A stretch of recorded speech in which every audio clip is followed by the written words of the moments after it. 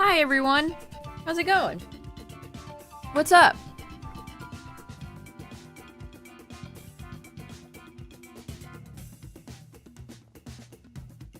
Is today the day that shiny 831 appears? Where's the shiny chat? Where have they gone?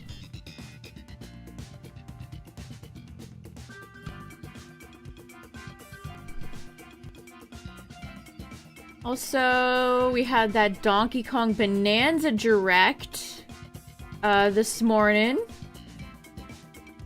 which was fun. We'll talk more about that in a little bit.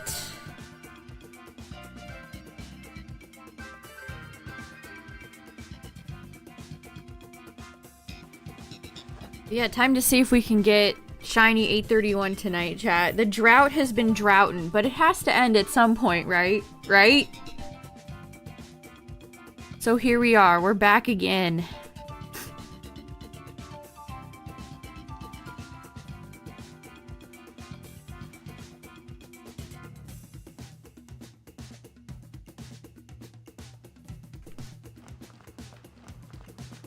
What do you think about this, fellas? Dit dot? Yeah, I agree. I agree. I didn't mean to run into Peonia. She doesn't have anything to say either way. What's up, everybody? How's it going? We'll get started in just a second here. Do I need to charge anything? Yeah, my phone only has 30%. I think it's time to charge.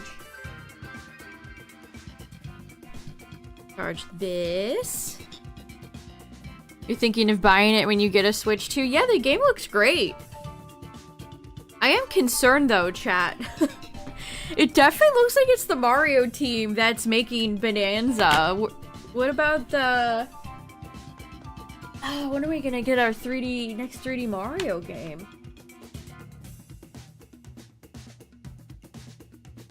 If it is in fact the same team, we don't actually know. We do not actually know. Nintendo's always very quiet about what teams are working on which games. Yeah, we're in for another cozy Dynamax night, chat. Gonna be a good one, I hope.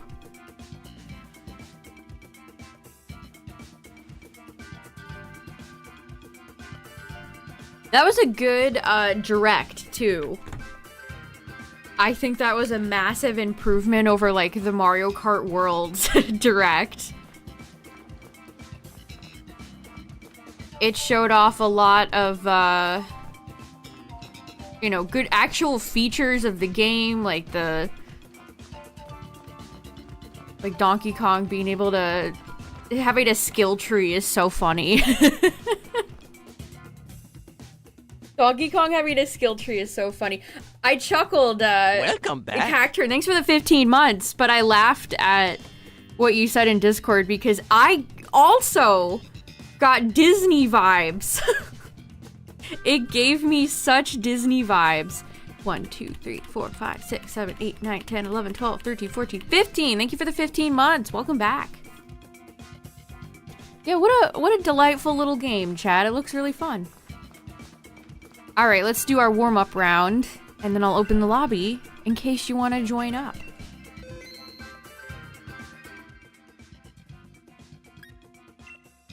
The zebra form.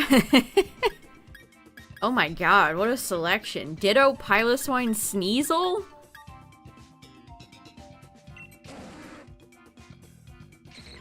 Yeah, Pauline is really cute. I think I saw her, she's supposed to be 13.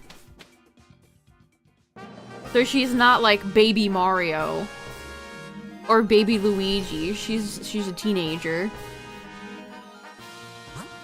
Alright, was that a psychic type? It is! Of course, the game gears up and gives us all these ice Pokemon, and it's not something like Zygarde. Okay. Alright. If you say so.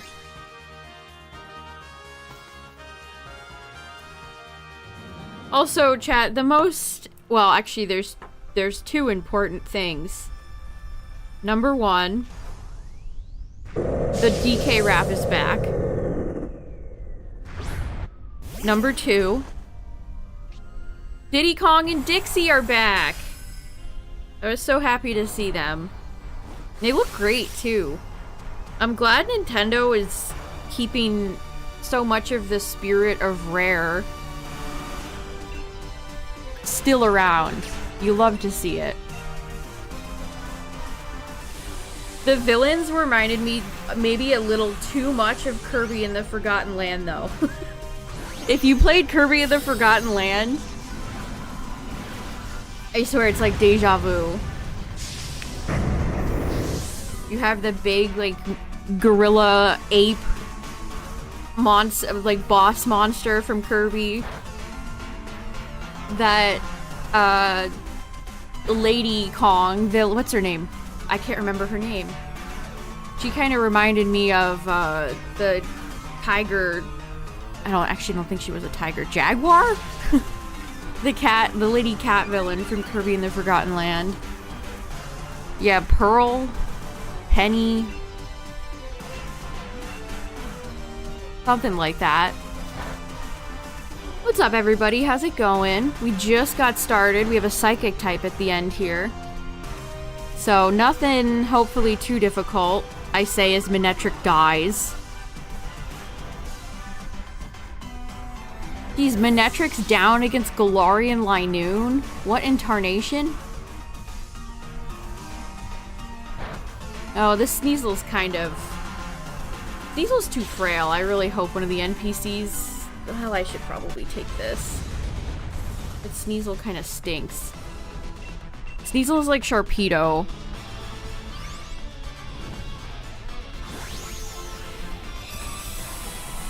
Glass bones and paper skin.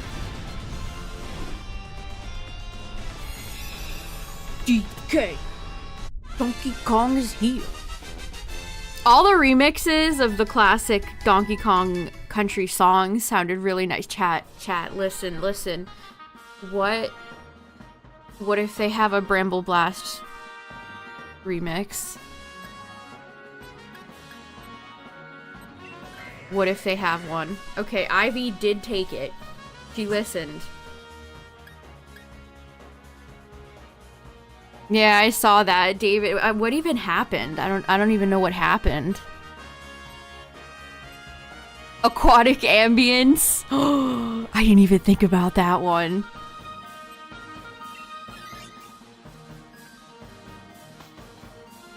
Also, I almost said Bramblegast. My favorite Donkey Kong song, Bramblegast. No, that's a Pokemon.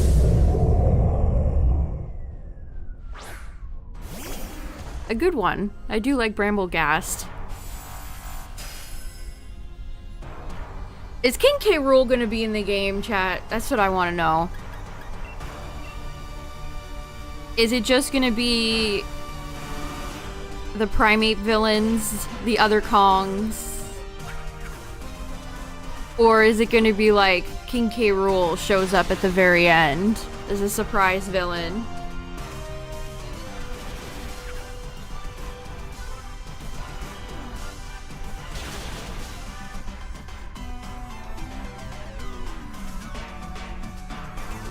I was surprised that they had an amiibo. They're still going strong with amiibo stuff. What it did in game was kind of lame though. It just gives you like one outfit. It just gives Pauline one outfit.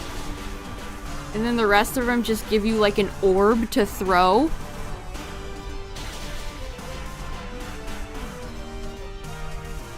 I know, the amiibos continue to live. I remember talking on stream, being like, you guys think the Switch 2 is still gonna have amiibo stuff? Yeah. Yup. It does. The sculpting game. With that fucking bird that I hate. Yeah, the sculpting, it reminded me of, it's funny that they had Mario's head there. Yeah, that looks fun. They didn't really need to put that in the game, but they did anyway. Oh, come on, pile of swine. Yeah, I bet people are gonna make some insane stuff.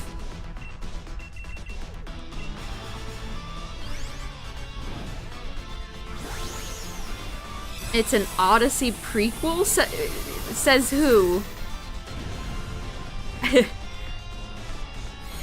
Why am I seeing so much discussion about a Mario timeline?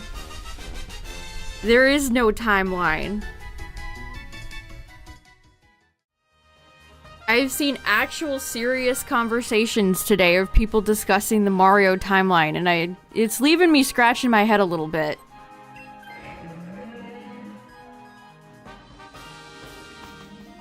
Geez, we're already down 2 hearts. This is...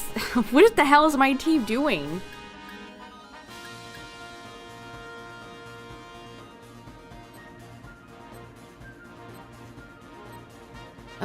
Geez. I guess we'll see if somebody feels like Gamba.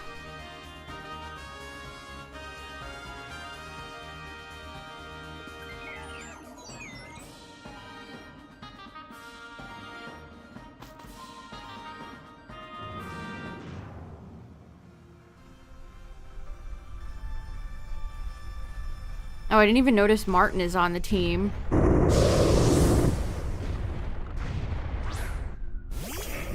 They're gonna find New Donk City.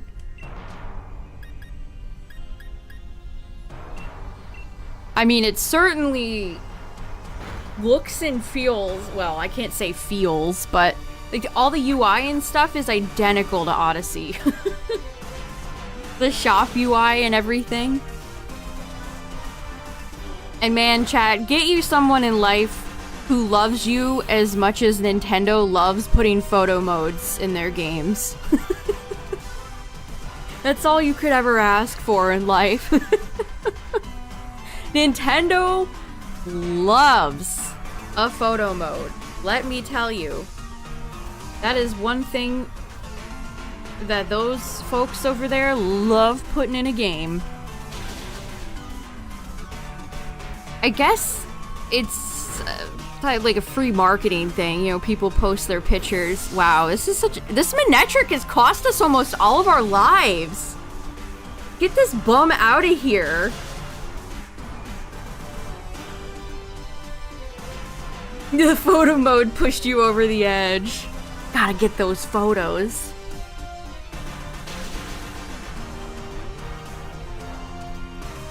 The chat mode. Yeah, this was a good direct. There was no fat. It was straight to the point. It showed off all the... Also, I like the announcer. The guy who did the voiceover for the trailer, he did a good job. Bring that guy back. Because sometimes with game announcement trailers, they can sound... what would be the right term? Hey, guys. It's Donkey Kong, like he sounded like just a guy. It wasn't too much. Well, I'm taking this.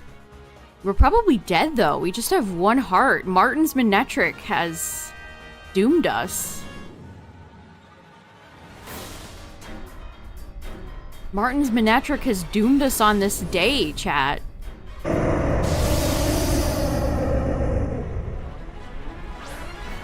You can smash... the fossil stuff was cool. I liked that. Being able to dig up fossils and stuff like that is quite cool. Alright. We have one heart and a dream, chat. What's up, Mimikyu?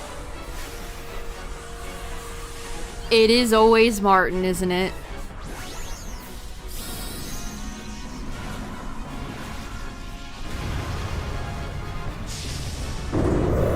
Yeah, I agree, Tyler. I agree completely.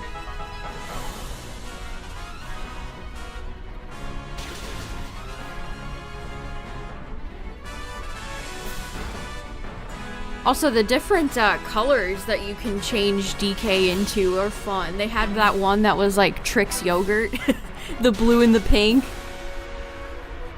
They reminded me of Smash alts too. Pauline's definitely gonna be in the next Smash game. Madagascar zebra. I love Marty.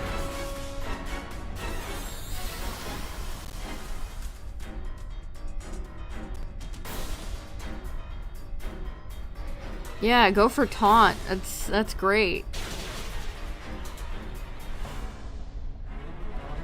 Why is the Shinotic setting up Rain Dance? Oh no. Well, I guess at least it has an ability that can benefit from it, but still. What's up, Rescue Squad?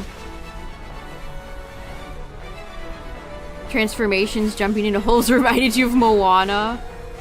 Oh my Lanta, this Manectric! Oh my god, how did we win? That Manectric almost cost us everything.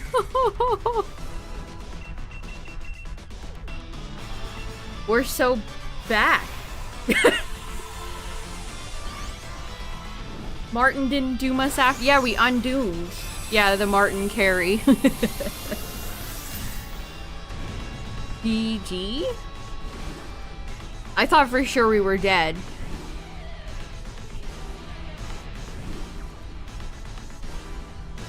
I thought for sure we were donezo. Alright, come on, Lugia. It's time. It's not time. Bummer.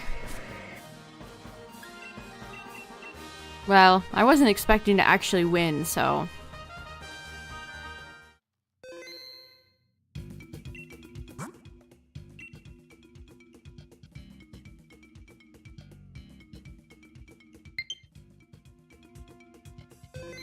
Also, they're 100% gonna add outfits for Pauline and Donkey Kong, and speaking of Mario Kart World, because they only have one outfit. I bet there'll be, I would assume, a free update. Charging people for costumes on an $80 game would be... You know, I guess I wouldn't put it past Nintendo, but... They're absolutely gonna have some free costumes, I think.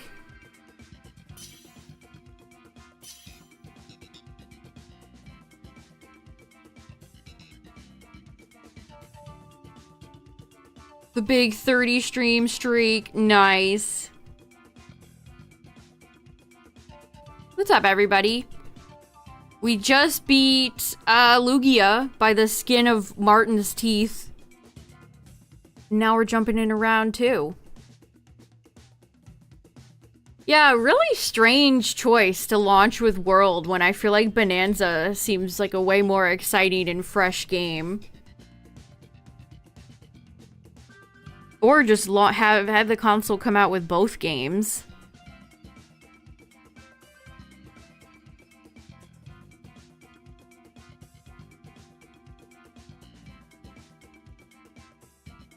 Bonanza definitely looks fun though. Looks like it's gonna be a fun game.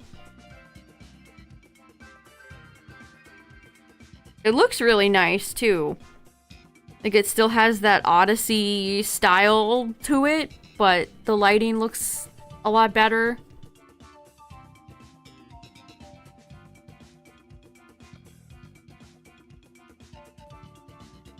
Oh yeah, they announced the new Pocket set. Evolutions! Oh, you're hooray!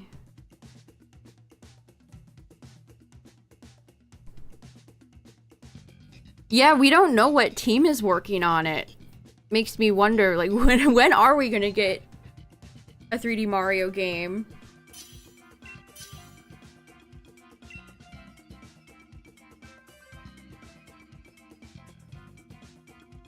Ooh. Exquisite selection. How many times are they gonna make Eevee Pokemon TCG set? You're gonna sit down and be fed your EV slop, and you're gonna like it, they said.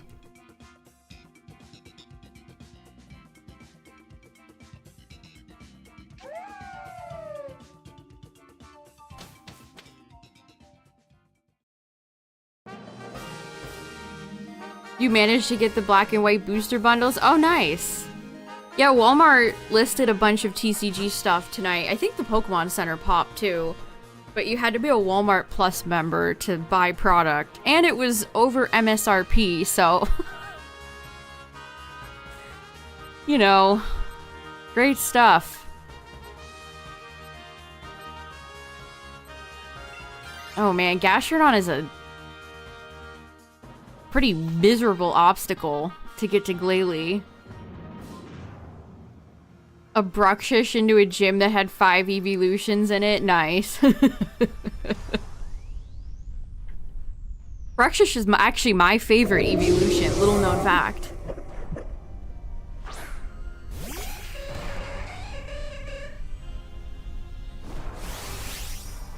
Walmart, honestly, I've never felt the need to get Walmart Plus because Walmart shipping is already just very good. Like, they ship everything way faster than Target. They have about the same turnaround time as, like, Amazon Prime.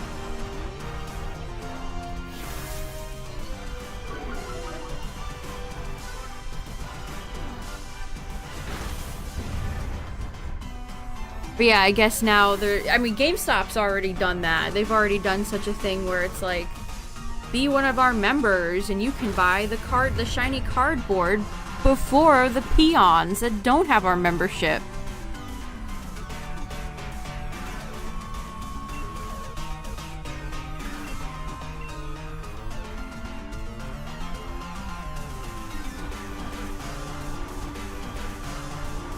Also, speaking of the Pokemon Center, they added a really funny Victory Bell pitcher for like serving beverages, or I guess you could use it as like a vase, but it's a pitcher plant pitcher.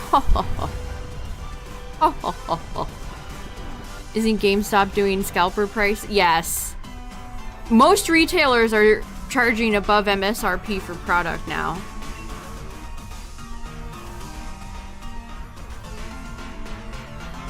Bad times. Not great.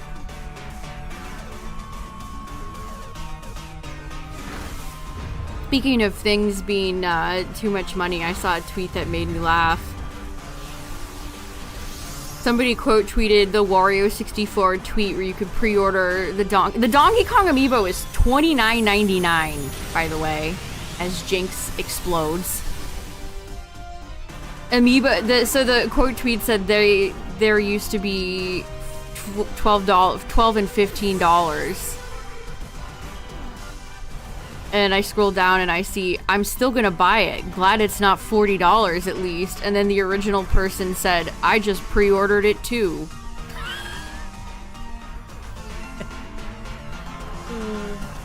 These things used to be $15. Anyway, made sure I got my pre-order in.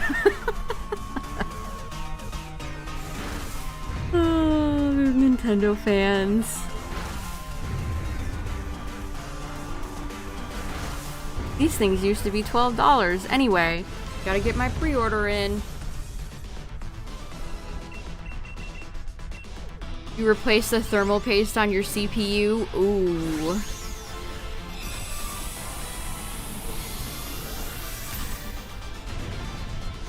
That's one of the most, if you ever build a computer, you gotta put the little dots for the thermal paste.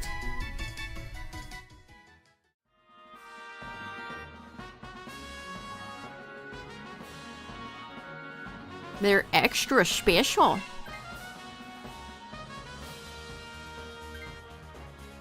How did Jinx get owned like that? That was crazy.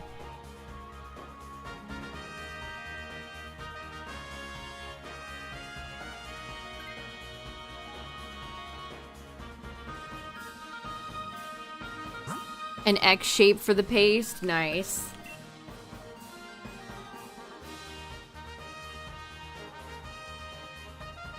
In Texas, someone stole 3,000 Switch 2s. Yeah, wasn't it like 1 point something million dollars worth of stolen merchandise? Yeah, 1.4.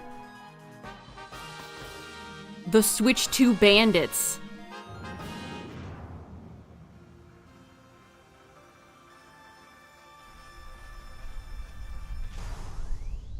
How do you move product like that? Like, if you robbed a truck and took every Switch 2, how do you turn around and sell them and not get caught?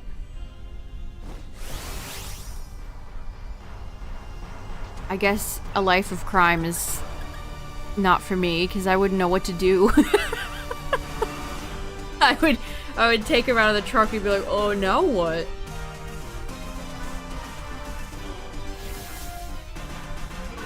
It's like whenever people steal like PSA cards from either small shops or like vendors at a convention, because they all have, you know, IDs. Took you just an hour to return your extra Switch 2 to Walmart. Oh no, that sounds miserable. Speaking of that, I saw somebody got a Switch 2 from Walmart that somebody returned for $350. Damn, that's a bargain. Can you imagine going to Walmart and you see just a Switch 2? That could have been your Switch 2, Justin. Being resold for $350.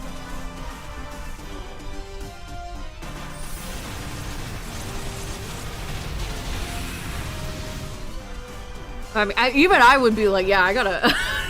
If I saw a Switch 2 for $350, I'd be like, oh, I think I'm gonna pick this up. That would be crazy.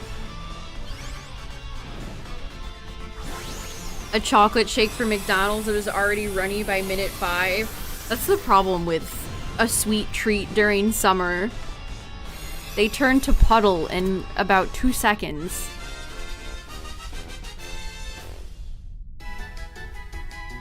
One of the vendors said to look out for a thief in a Charizard hat. Okay. If you're gonna steal stuff, don't wear... Booper, Silver teaches criminology, how to be a criminal. Don't wear identifying clothing. My god.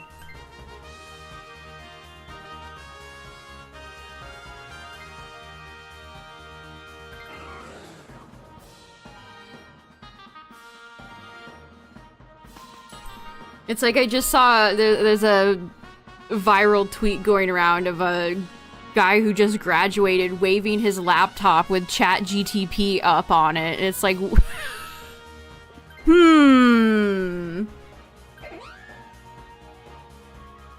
At his graduation, waving his laptop with ChatGTP on it.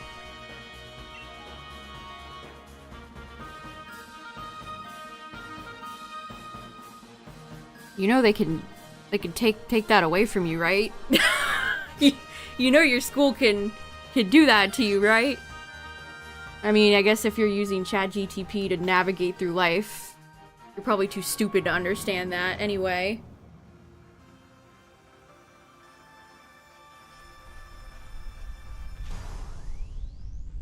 Okay, SpongeBob. Shinotic sounds like such a UFO. I feel like you should be friends with Orbeetle, or Deoxys, or Clefairy.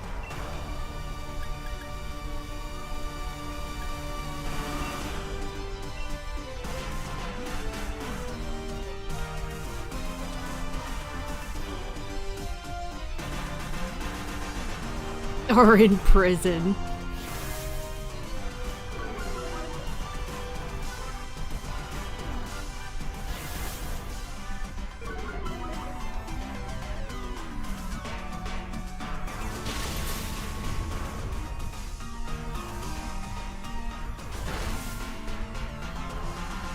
Shinotic gets angry when it attacks, and then it immediately goes back to big smiles. All smiles.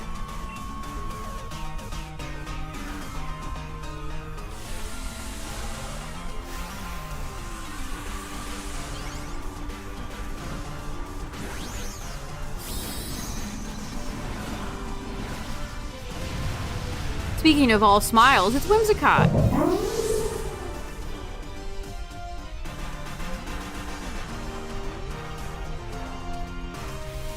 Battle of the Smilers.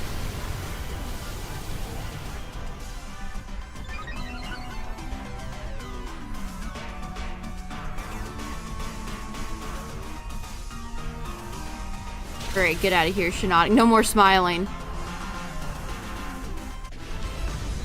You heard some Switch 2s are already being bricked? From what?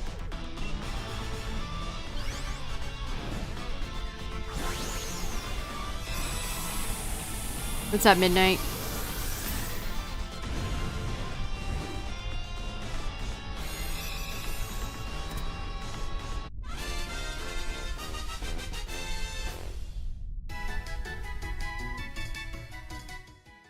I saw somebody bought a Switch 2 and then immediately smash it on the pavement.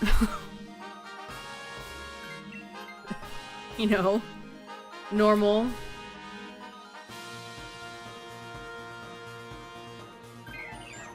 Can you imagine you're one of the first people to buy the Switch 2 and you look over and somebody just bought one and started smashing it on the ground?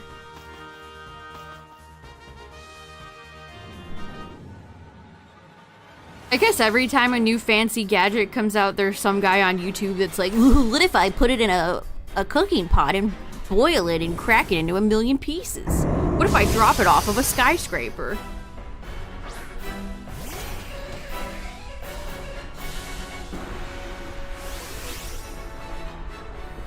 Oh hey, it's Latias. Alright. Could have been worse. I mean, honestly, we have a pretty good team. This is a kind of an elite team we have right here. Yeah, will it survive in a 100-foot drop? Yeah, will it blend? Those types of videos. The destruction side of YouTube.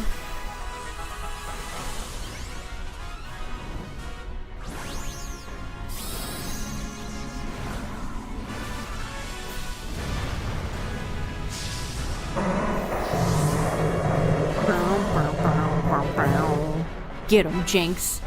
Get her ass. Ooh, can't affect my dry skin. Good out of context sentence. Yo, Switch 2 versus hydraulic press.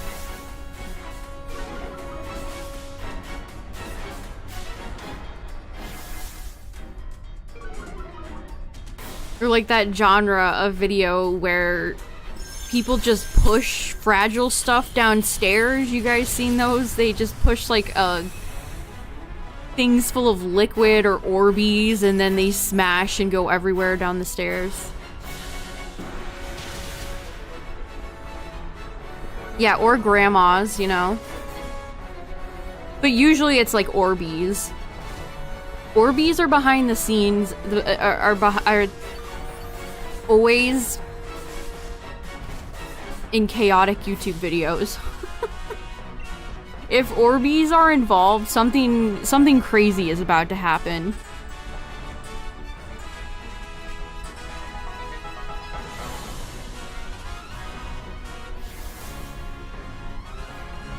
Yeah, I was gonna say, videos I guess typically enjoyed by a majority of children, but I guess I've seen a few hydraulic press videos in my time just popping up on like TikTok or Instagram. Maybe it's more of a monkey brain watch thing explode.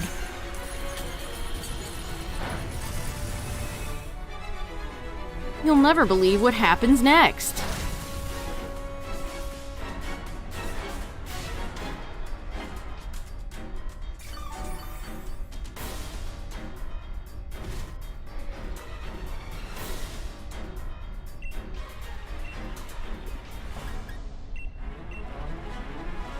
The answer might surprise you.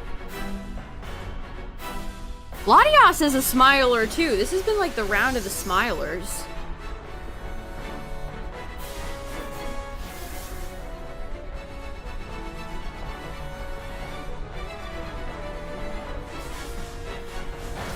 Man, reflect type is so annoying. Ma'am, you are living too long. Get out of here. Oh my goodness, she lived with like 1 HP. And that was a crit.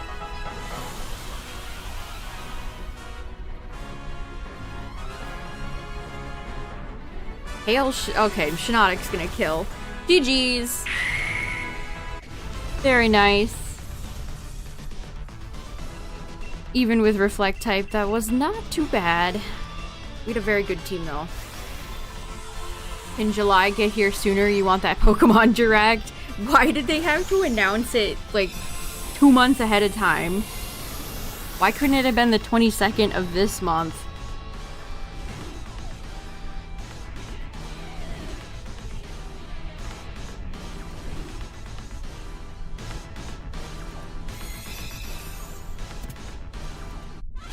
Alright, I hope Latias is sick. I hope she's really ill. Yellow in the face. She's perfectly fine.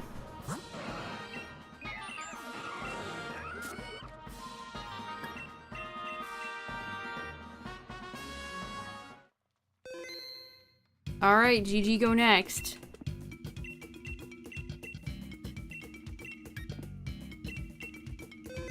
Where is Azelf? I feel like I haven't seen Azelf in 500 years.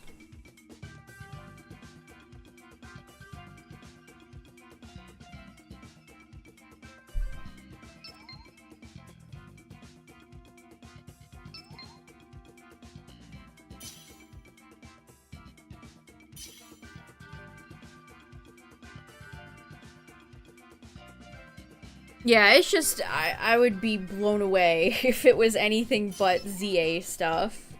I would not go into their Direct next month expecting anything but ZA stuff. Alright, are we ready? Here we go. Oh... Whimsicott my Mantine?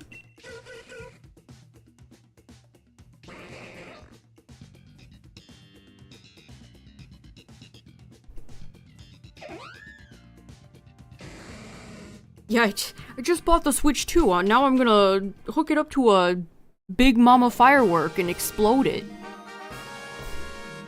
Mystery Dungeon Snap 3, Trozy 2. Are those the hard hitters?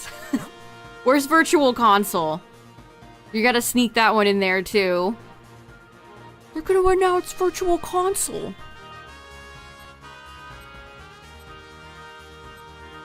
Let's go, Johto. Bring out the old classics.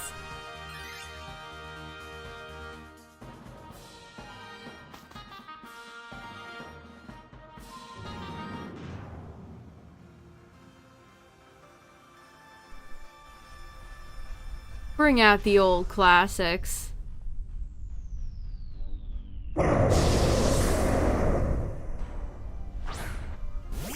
There's gonna be Gen 10, Virtual Console, Pokken 2.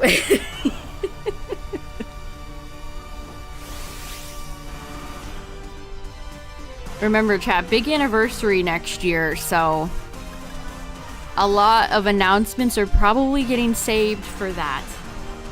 Remember, Worlds is coming up soon, too. Worlds is in August. I think that's a good time for them to show off more of Champions? Question mark? Like, if it's going to be a competitive game, where is a better place to show it off than at Worlds? So I think maybe we'll hear about Champions in August. But that's just a theory. Pokemon Ranger.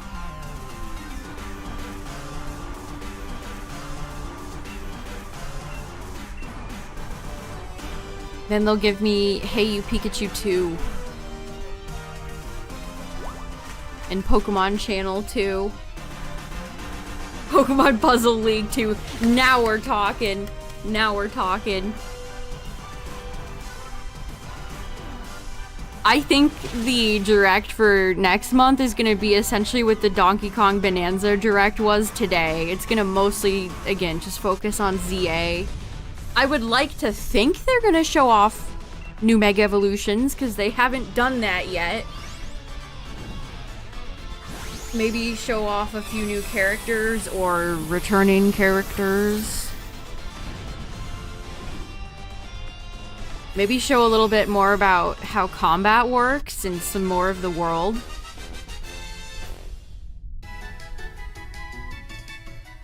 Yeah, I feel like ZA definitely needs more marketing.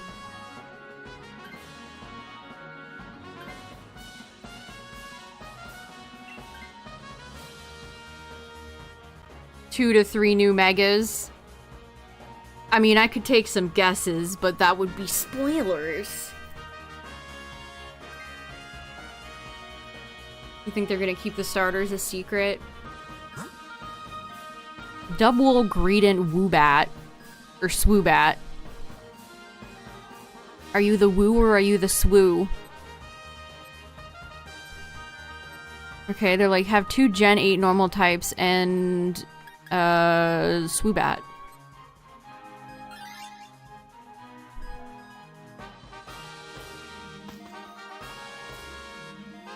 Part of me wishes they would show the starter Mega Evolutions, though. From the descriptions from leakers, I need to see. You need to show me. Uh-oh. I'm being shown the black screen right now. Black screen of game not loading. There we go.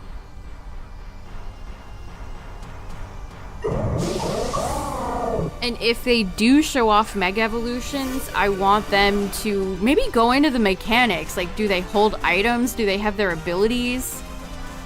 What's going on with that? Tell us.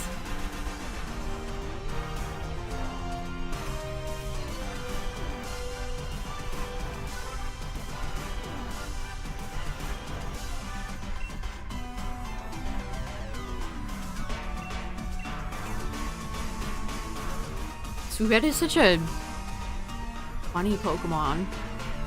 Look at him. Flapping.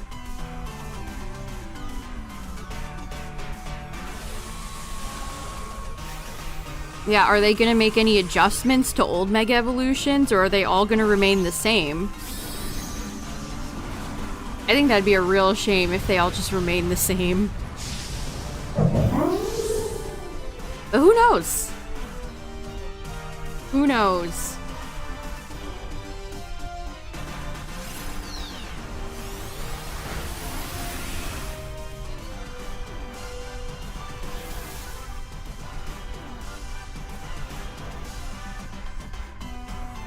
Big ol' whims. Oh, we got a battle of the Gen 5s.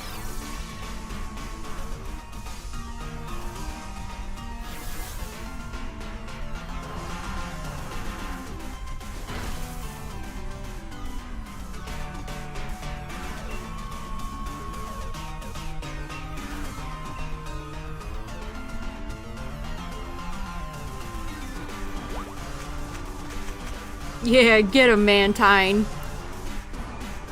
Mantine's about to lock in.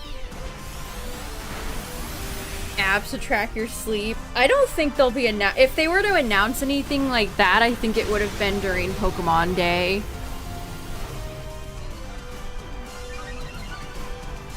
I don't know. I wish they would cool it with the onslaught of mobile games with 1,000 microtransactions.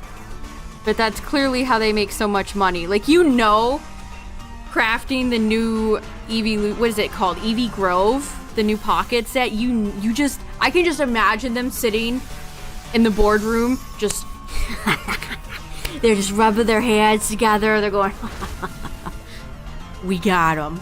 We're gonna make so much money. Although I have seen a few comments that like people are sick of all the Eevee stuff, so they might be Eeveeing too close to the sun, but I'm sure most people will be on board and buy all their premium Eevee supplies.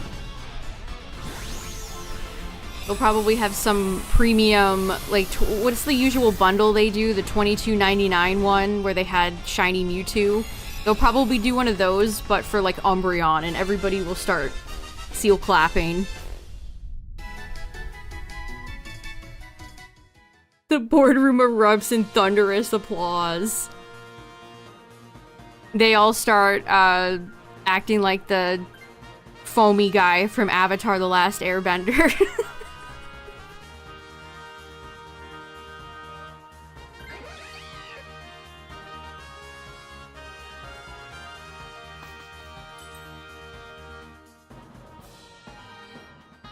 Okay, we got Galarian Mime, and is that Cherim? Wow, this is kind of a dud route.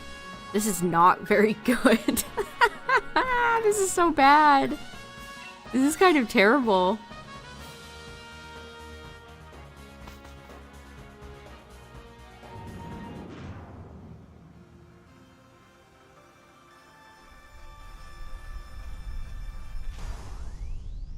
I mean, they could introduce a new Eevee in Gen 10. I could see that happening.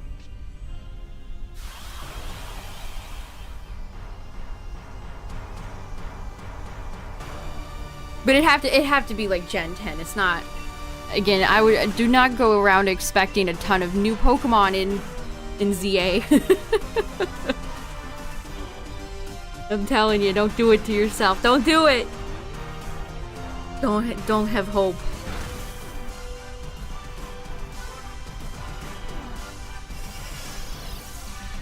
Yeah, right? It almost does feel like a guarantee. It's a big anniversary year. It's Generation 10. It's been a long time since X and Y introduced Sylveon.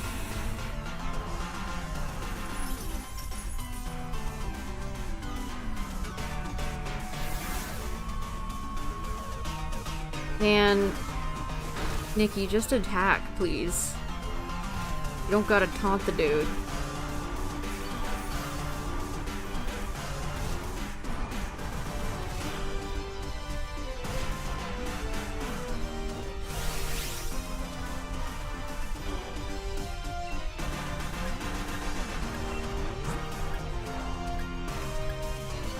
Damn, this is kinda...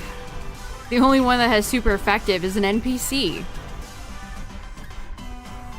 I guess we're gonna Airstream. We're just going for it. Mantine's about to lock in once again. I think they showed off like a few fairy types, like Swirlix and stuff, so it's probably gonna be Eevees plus cute Pokemon.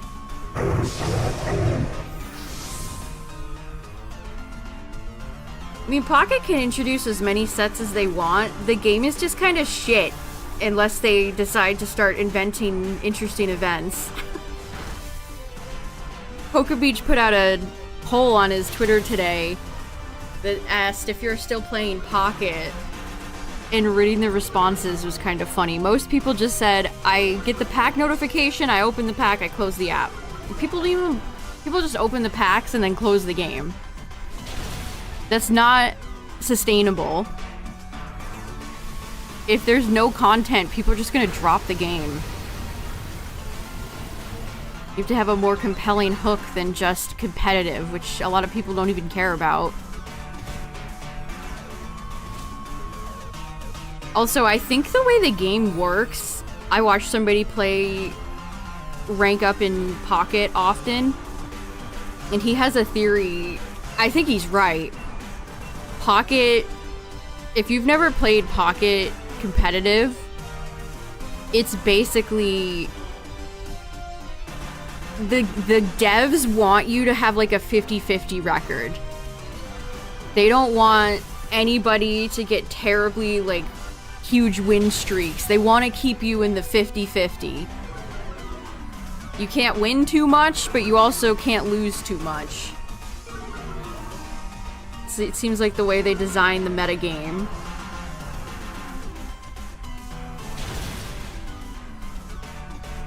A new battle event. I completely forgot about that Necrozma event. I did it the night it came out, and then I forgot that it existed. I don't even know if I got all the cards from it. Like, the events are just so repetitive and forgettable.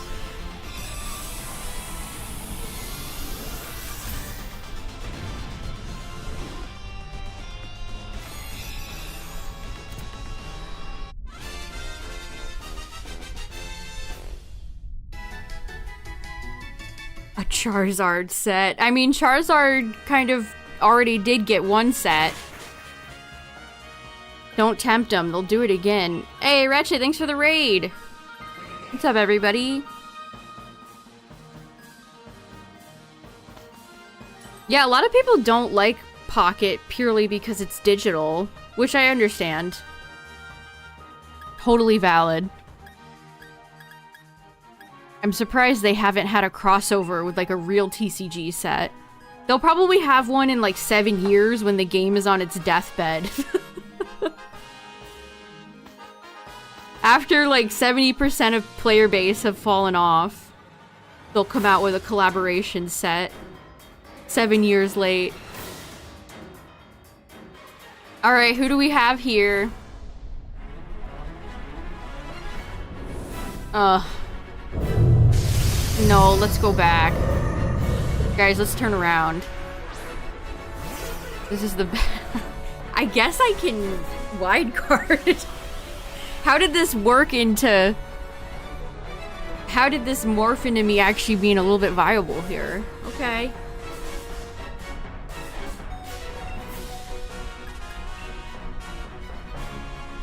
I mean, it's not all that helpful.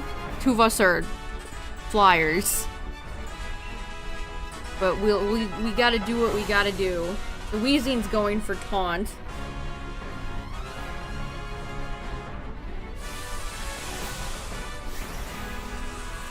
I love everybody's characters in Sword and Shield. That's one of the best parts about Dynamax Adventures. I love seeing the way everybody customizes their characters. Well, thanks again for the raid, Wretched. I appreciate it. Have a good one. Man, Galarian Mime could kick the shit out of Celesteela. Look at the size difference. We can't even see Mime's head. He's so tall.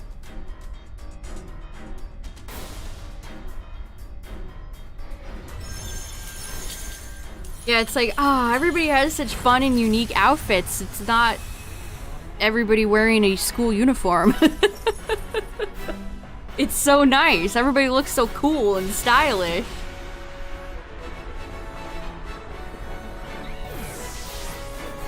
The way Swoobat faints was kind of funny there. My brand.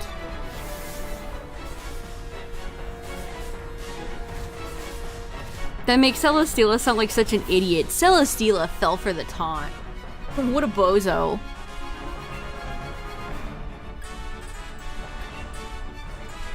Galarian Mime is just having a vibe on the field right now.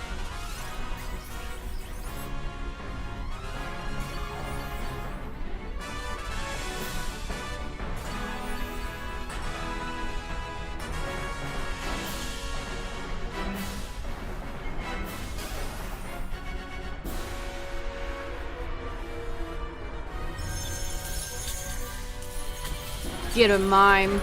Get him. Ugh, Celesteela is so tanky.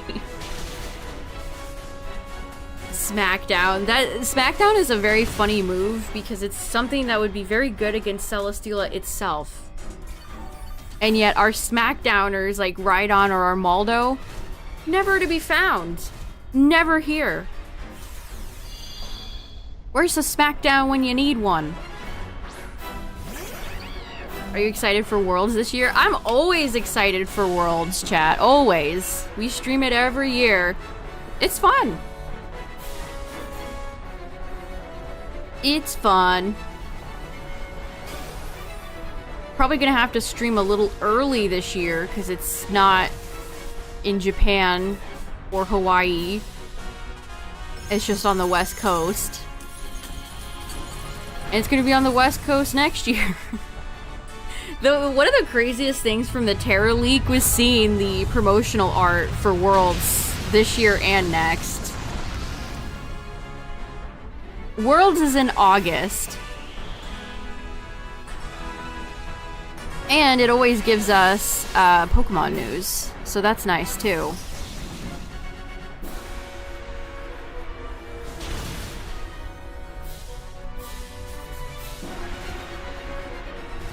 They've been saving the announcement. They used to have the announcement in the start of the show for Worlds, but they have changed it the past several years now where it's at the end. So it won't be that late. Like if you're in school or you have work, it'll probably be in the evening, but not super late. Because it works a lot like, I mean, it's identical to how they format the international ones, where they have Pogo goes, actually, is it Unite first? Unite, Pogo, TCG, and then VGC.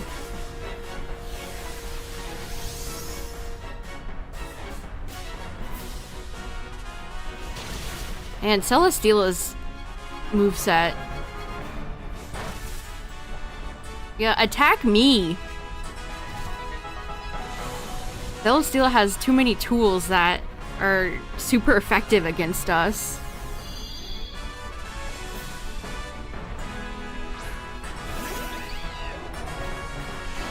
Like, bust out EQ. What have I been wide guarding for?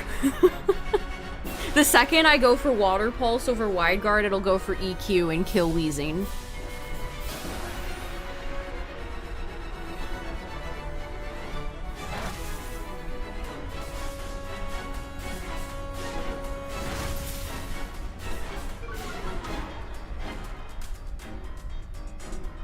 No, just attack. We need your flamethrower.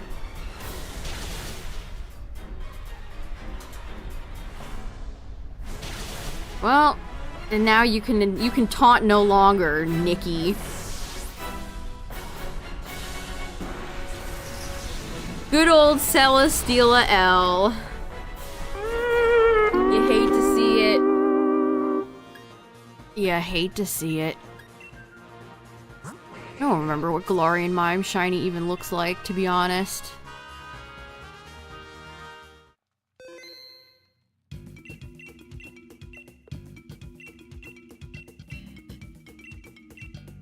Well, we got a GG go next on that one. That was terrible.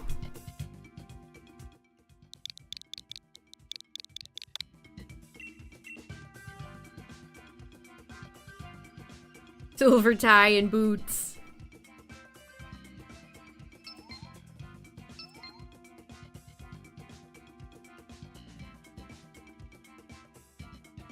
That would be funny if they ever had a Pokemon game that addressed that. How the Masuda method, and honestly, just mass releasing Pokemon. You don't even necessarily have to be doing the Masuda method with 1,000 breed checks. You could just catch a whole bunch of guys and just release them.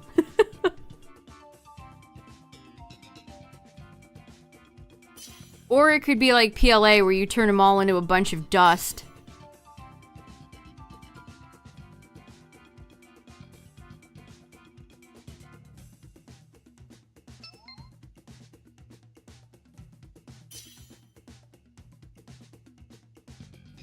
Oh yeah, when is the Baxcalibur raid? Why are they skipping Hydreigon? I'm still confused. Oh hey, Jinx is back. What's up?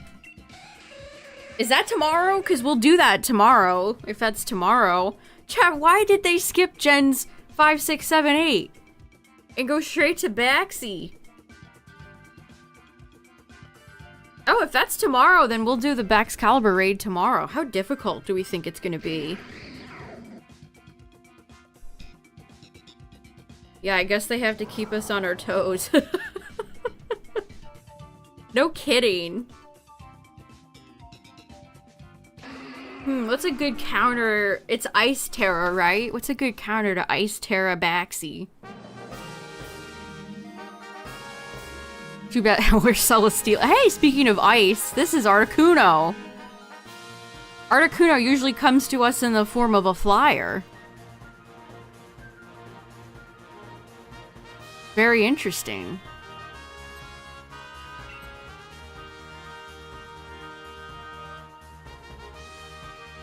Really not a lot of ice legendaries.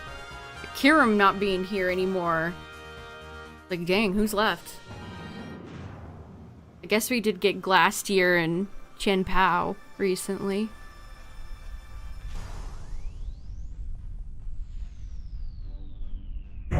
No way! Cerulege?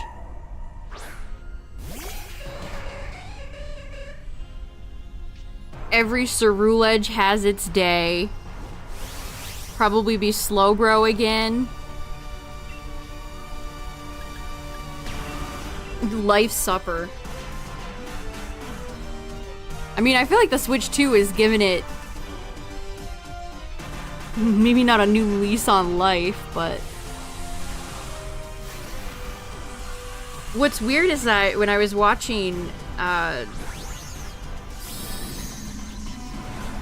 the last BGC event, they had it on the Switch too.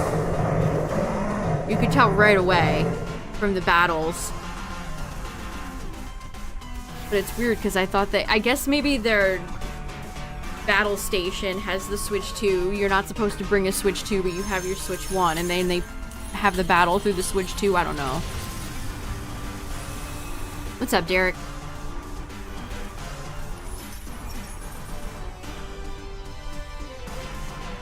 But whenever I see Switch 2 footage of Scarlet and Violet, it's like, you can tell.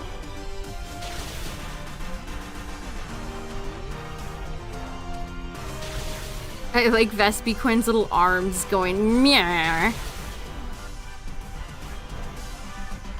Any shinies tonight? Not yet. The drought is still droughting.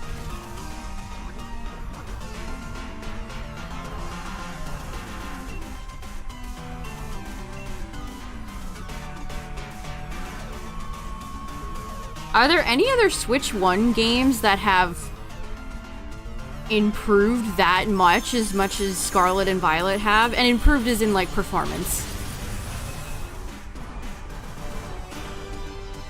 Especially, like, Miraidon. Every time you see Miraidon attack, you could just tell if it's a Switch 1 or 2. What's up, programmer?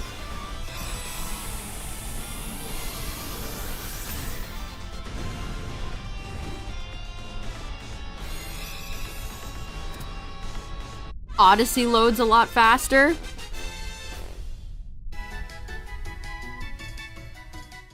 Yeah, I mean, true. What other Switch 1 games perform that badly to begin with? Not many of them.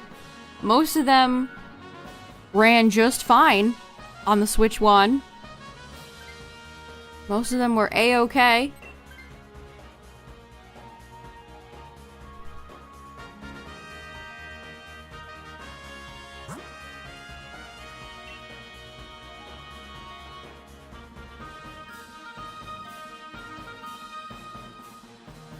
Yeah, apparently BDSP loads 13 seconds faster, so if you haven't shiny hunted Arceus or Darkrai Shaman, if you were hanging on to the mystery gift events, that is, you'd save yourself a hell of a lot of time.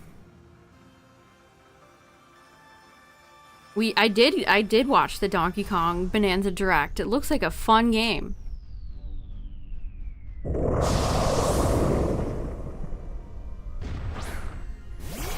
Yep, I already got him. I'm fine with that, honestly. It's fine. I'm not upset that I wasted more time. It's fine.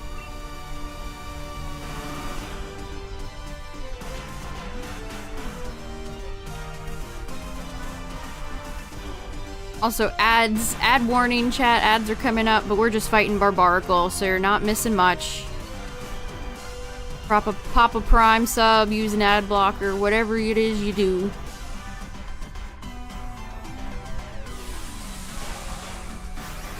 I don't know, some of the footage I've seen from Scarlet and Violet on Switch 2, it's almost like there's too many Pokemon. I really don't like the way they implemented spawns in Scarlet and Violet. I almost feel like the Switch 2 version reveals that weakness even more. Barbaracle is overhated, yes. Like, it just looks like clutter. Like, there's so many Pokemon on the screen. It's like, this doesn't look natural. This looks like a nightmare.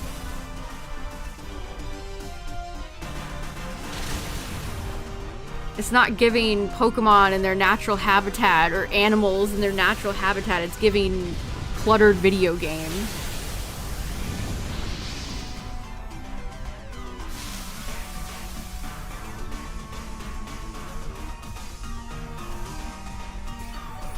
I mean, shiny hunting in Scarlet Violet was already kind of a joke, and now it's even more so. Now it used to take you 10 seconds to find a shiny. Now it takes you 3.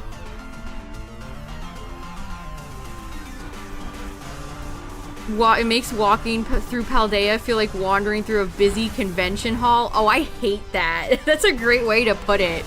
That's a really good way of describing it.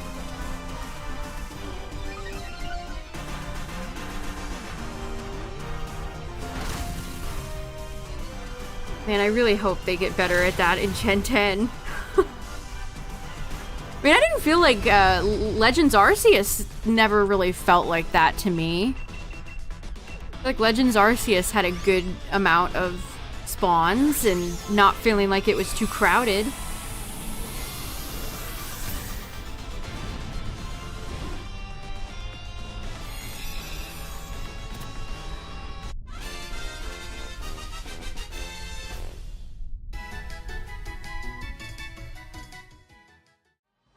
Walking into a random Pokemon doesn't start an annoying fight cutscene every 5 steps in PLA. That's true.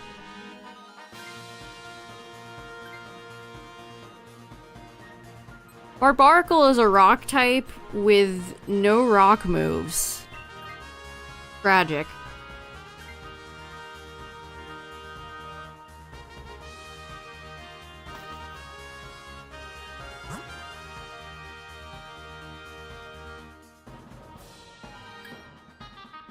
I can't even see who this fire type is. Is it Torkoal? No, it's small.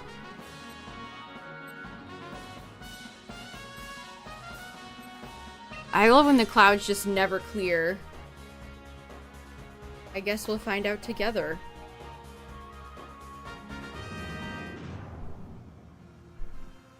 Oh, is it Salat? Oh, this is very scary. This might end in death. God, why are your legs that wide?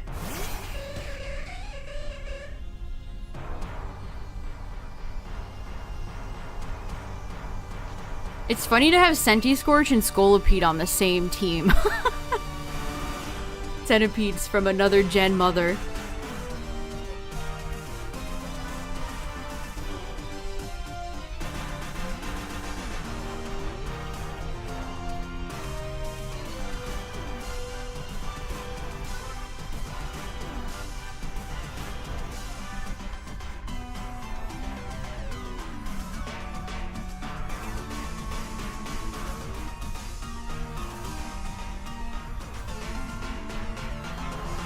I don't know what made me just think about this, but in the Bonanza Direct, you can share to a Switch 1? How does that work? Did I understand that right? You can't play it on the Switch 1, but you could screen share it, or whatever that feature is called?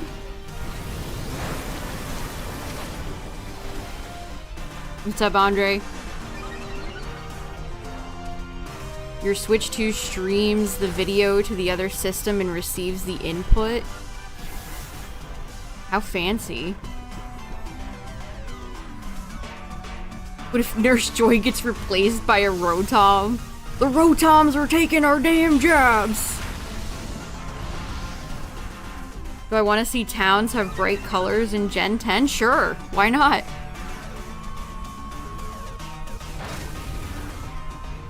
Be nice to be able to go into buildings again. That would be pretty swell.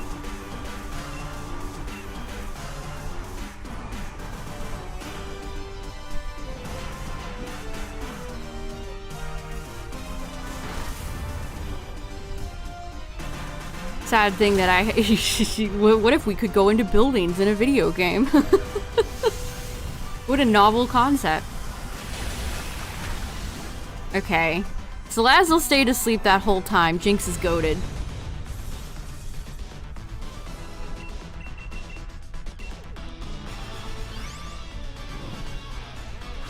I feel like Rotom Pokedex is just gonna happen forever. Unfortunately. Like, we're never gonna escape from it. It feels like a series staple, unfortunately. We totally gave up on fishing. That's so sad. The fishing in Pokemon could have been retooled and made into an actual mechanic.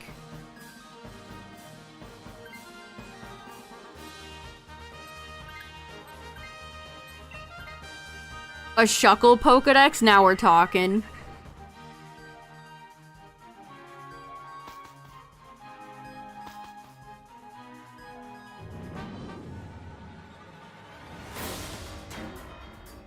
You think it's one of the better directs we've had in a long time? I agree. It didn't have any stupid bullshit in it. It was straight to the gameplay, straight to the point. The announcer did a good job. It was a good direct. I completely agree. What's up, Purple Pikmin? The beta footage. It's the time-old problem of time. They're just not being given enough time to work on these games.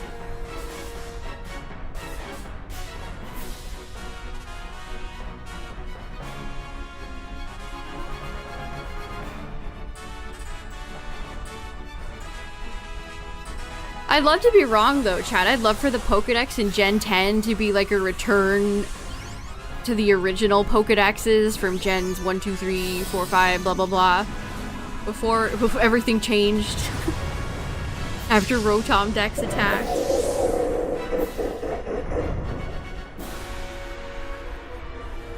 But I have a sad feeling that we're just gonna get Rotom Pokedex. I mean, that's essentially making Rotom like Pikachu. Rotom will just return in every game.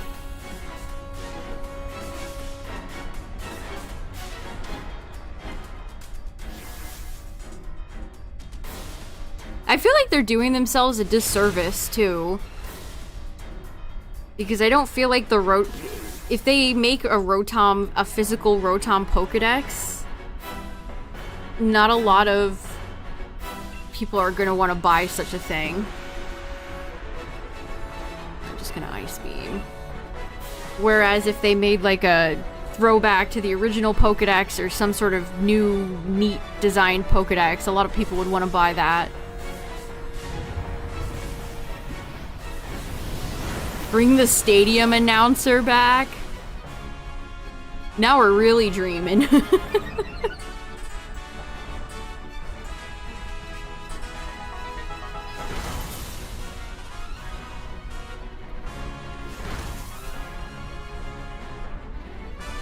I wanted a new Rotom form for BDSP.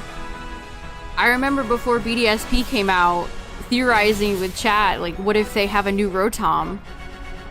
What if they have a new Rotom for BDSP? Lol.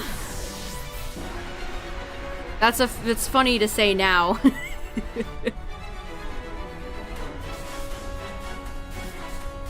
I'd be down for a new Rotom form if they made it cool.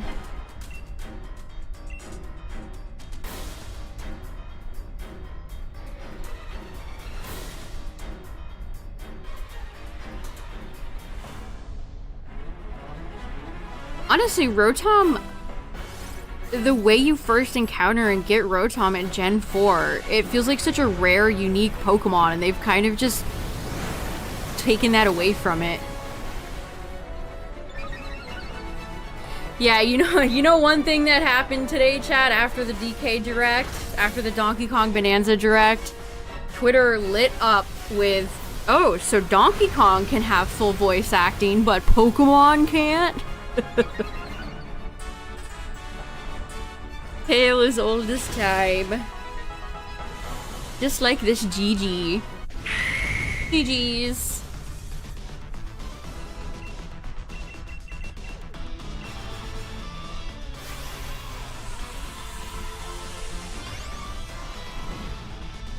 It is kind of funny that all these Nintendo games are having actual voice acting and, yeah, singing. Songs with lots of singing. And, Pokemon would rather just get somebody like Ed Sheeran. And have no voice acting.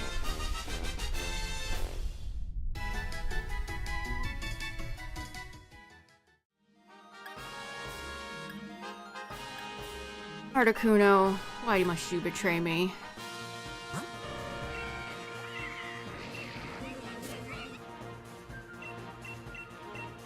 The Pierce cutscene.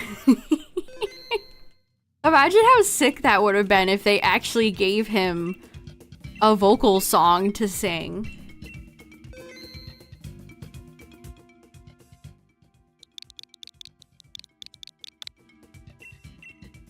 Oh well.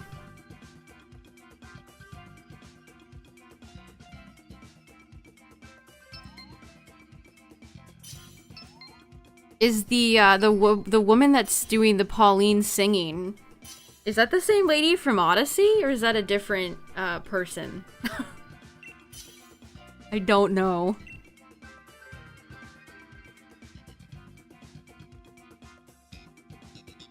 Ever since the Switch, Nintendo's like, you know what we like? We like a good song. We like a good song with lyrics.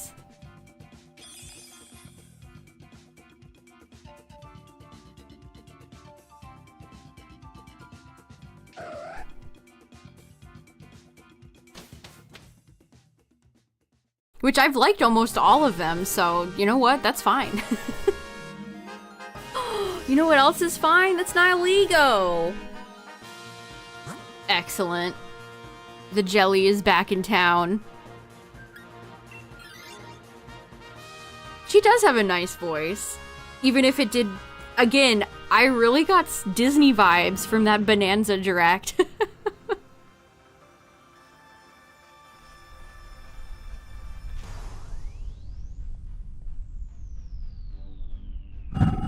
Like that might be the most Disney-ass movie game that Nintendo has ever made.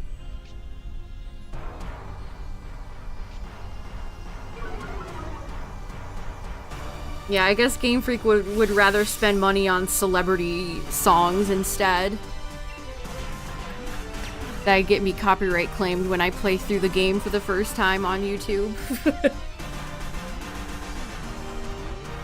Like, Jump Up Superstar is still a bop. That's still such a great song.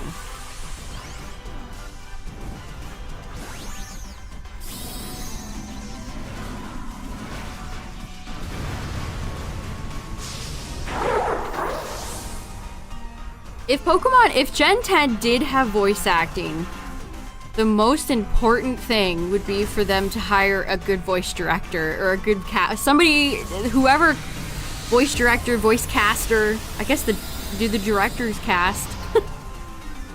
Whoever casts the voice actors needs to be talented.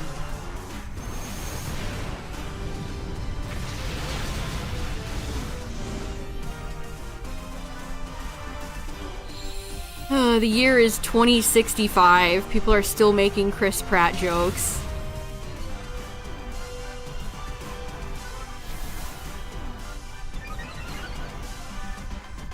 Ed Sheeran voices every character.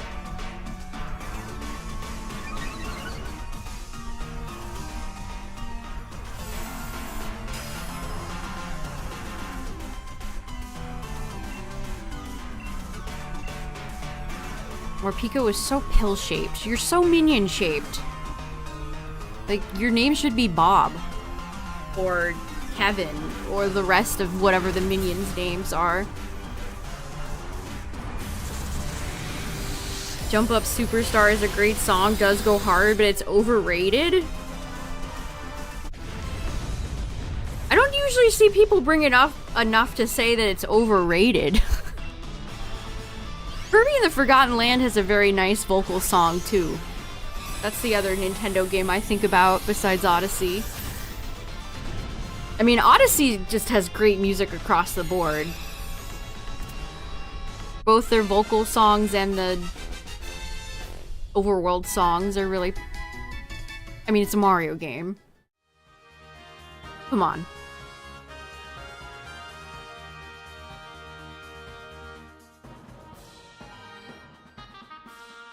He's a Mario.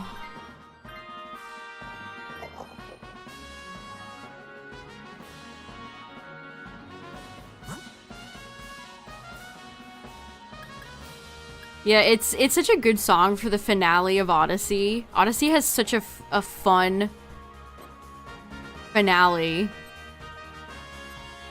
Would everybody pick?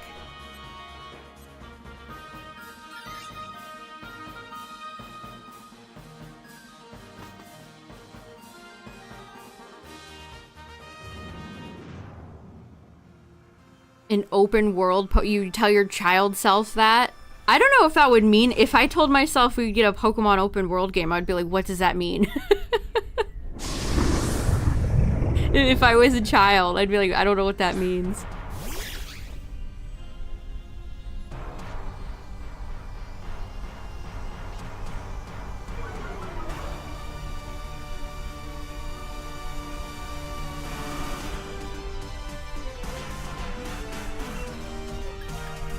I'm excited to check out Bonanza's soundtrack. Although, I kind of want to avoid spoilers.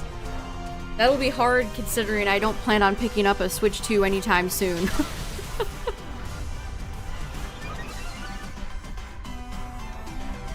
Play some Poke Rogue, nice. A classic right there. Yeah, they didn't exactly have sprawling open world games when I was a child. They didn't have, that's before like Oblivion, Skyrim, Breath of the Wild. Insert your favorite open world game here.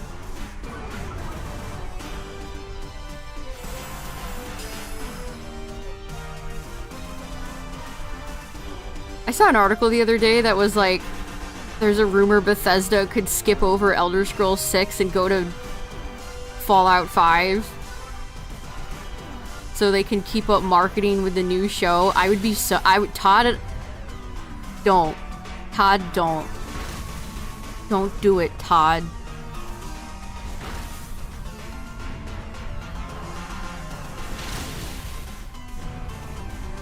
Lost your run on floor 25, then floor 90 yesterday. I can't remember how far I made it. I haven't played Poke Rogue in a while. Fun way to burn some time though. Haven't done a Poke Doku in a while either.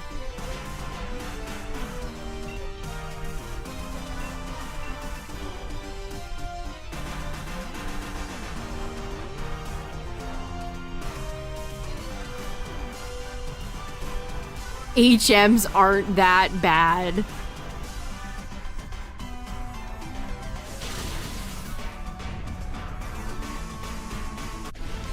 I mean, maybe to some extent I would agree with that, but not fully. A lot of HMs are in fact very bad. It's fine to leave them in the past.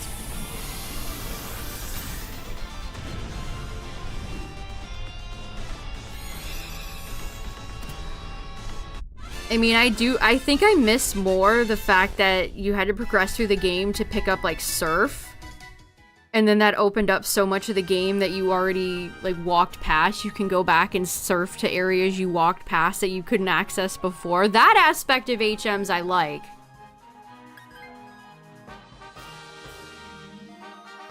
I think that's actually pretty cool.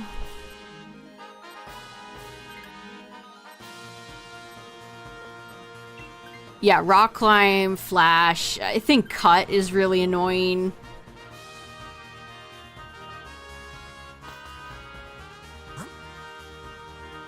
I don't know, there's some sort of happy medium here. Having some sort of progression system where you can advance to discover new areas around places you've already been to. But not locking them behind clunky moves. Yeah, especially for things like Cut, which is just a terrible move.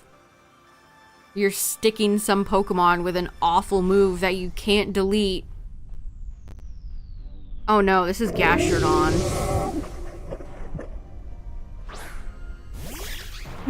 I have regrets. Yeah, I do think so, like, yeah, Gen 5, some games do the HM stuff better than others.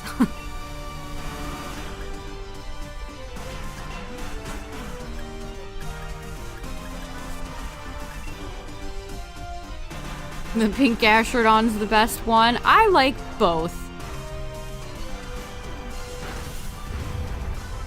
Blue Gastrodon, pink Gastrodon, they're all Gastrodons to me.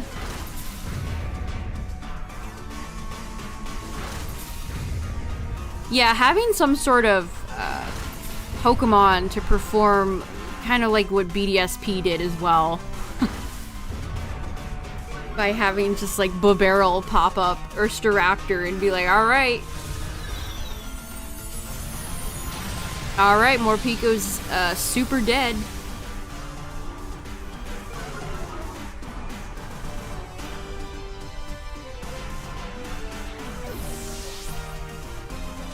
I guess in a way they tried to do that with Koraidon and Miraidon in Scarlet Violet, where you have to unlock, you know, go through all the Titans to unlock more powers for your dragon.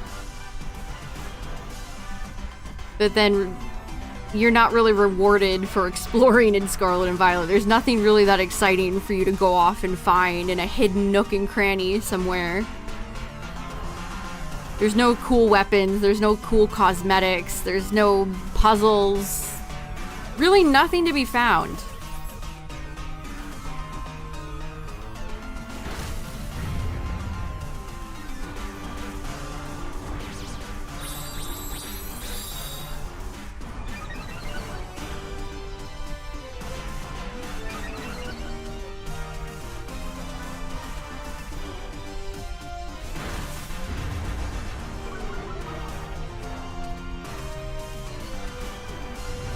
Okay, Gastrodon, take it easy, man. There's 2x shiny odds for the next 10 days on Pokerogue. Maybe I'll have to log back in.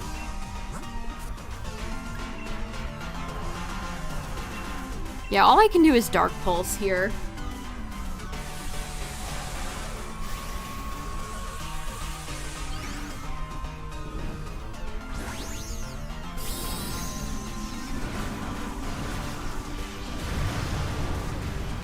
Go, Indeedee. Yeah, there's just no incentive to explore. Rare Pokemon are trivialized in Scarlet and Violet. You can just find, like, outbreaks of Scizor just chillin'.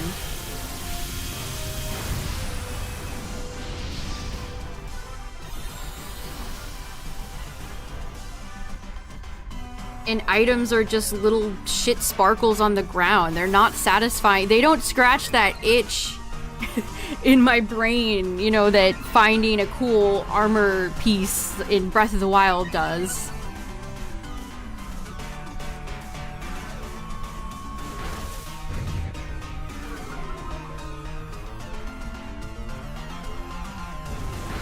Hitmontop I think Hitmontop is the only Hitmon that has a tail. That's weird. That's kind of weird if you think about it.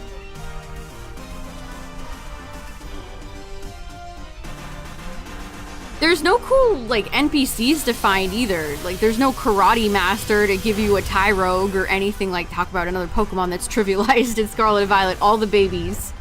You can just find Tyrogue everywhere.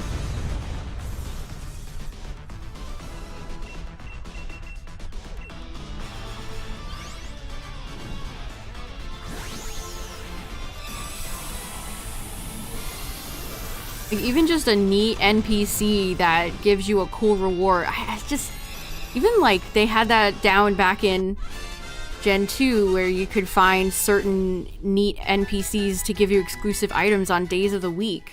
Or like Friday, you go find Lapras. Stuff like that adds replayability to the game.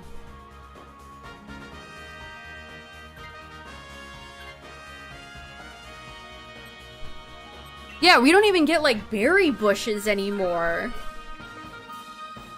You don't even get that little satisfying sound effect when you pick berries off of a tree. Forces you to only use baby Pokemon.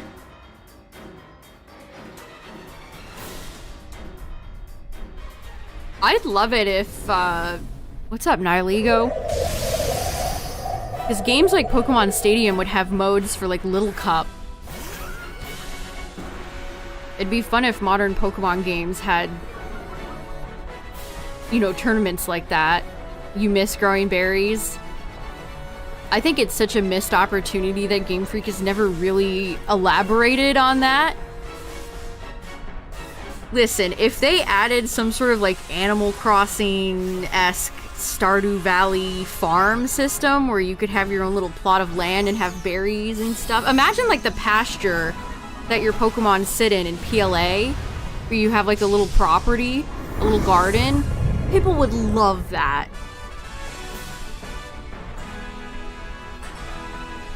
Chow Garden. Sega doesn't like to acknowledge those ever existed either.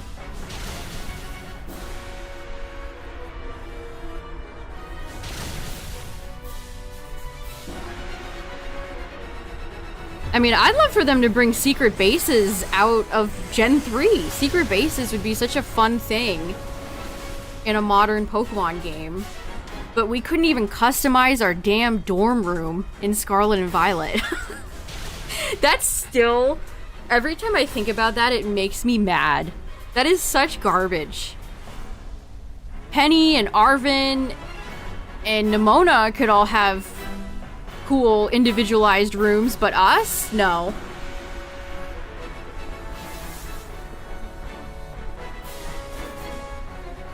Like, that's what people like to do. That's what dorm rooms are for. They're for you to customize and make it feel like your own little home away from home. Ah, man. Nihilego was like, yeah, I agree. That battle was over so fast.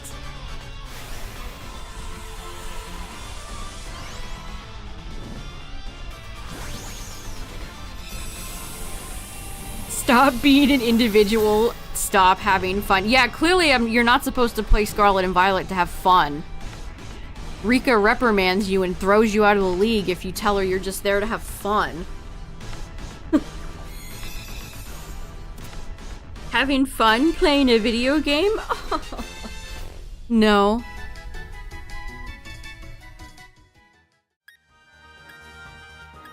Getting a shiny in a video game? Also no.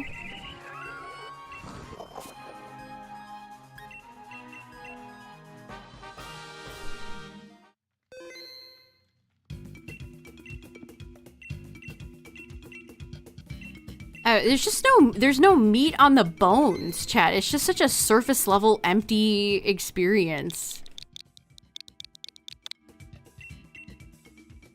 Like, I'm walking away from the meal hungry. Where's the meat? Where's the meat on the bones? I'm starving. Where's the content? Where's stuff to do? Where's side quests? Where's anything? Alright, chat, before we get started, I'm gonna get up for a second. I'll be right back.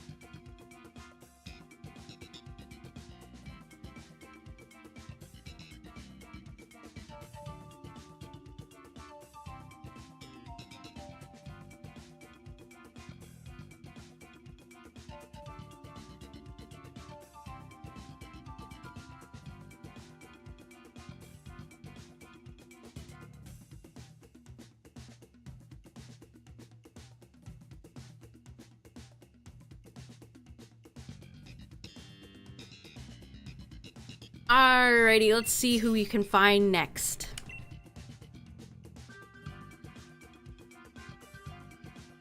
Oh yeah, the shiny outfits in Battle Revolution.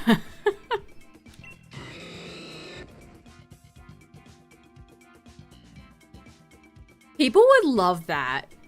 I mean, I still see on and off occasionally people shiny hunting those outfits in Battle Revolution.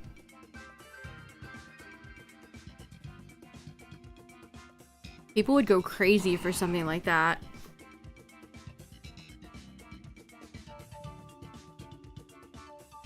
Yeah, how are they gonna monetize in Champions?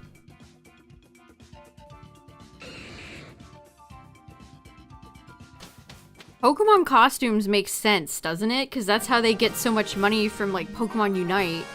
You can buy Gengar in a astronaut costume. Why wouldn't you do that? $3. $3 to them. 20 bucks per bottle cap. Yeah, they finally introduced like a rusty bottle cap to take away IVs. You have to pay for it with real dollars.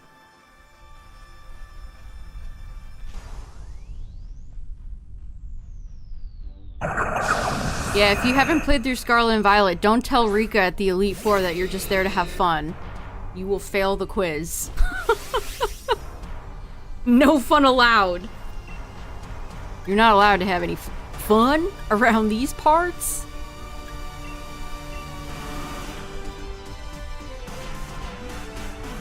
Oh no, introducing Mega Pass? I could see that.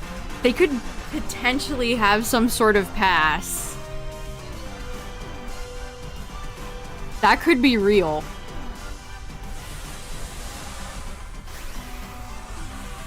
How else could they monetize champions? Perhaps having different character cosmetics?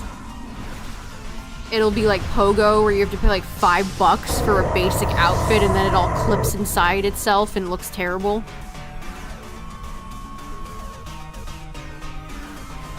How else could they monetize? Maybe like different stadium settings or backgrounds they could monetize?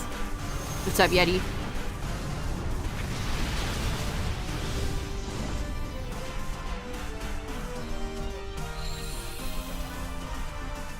Unite Hollowware.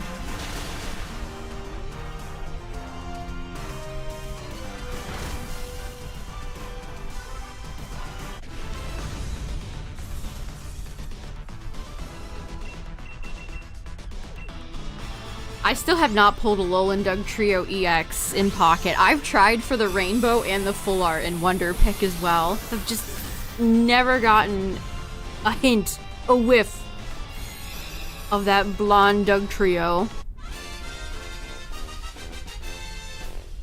You're only allowed 3 fights a day and then you have to buy a pass to continue playing? No.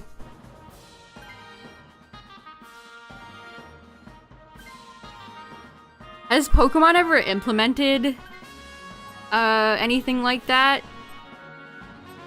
I don't remember who we were fighting.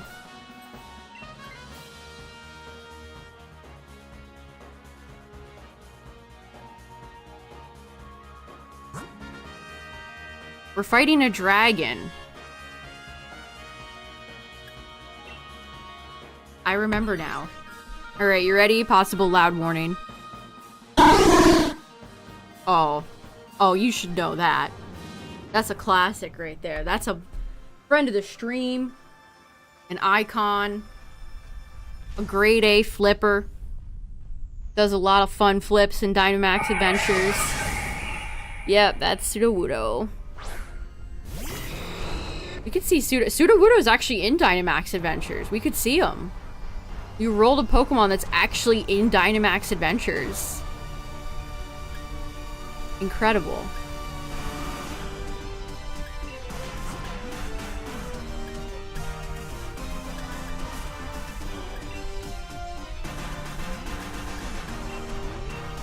Oh, congrats on the Latios.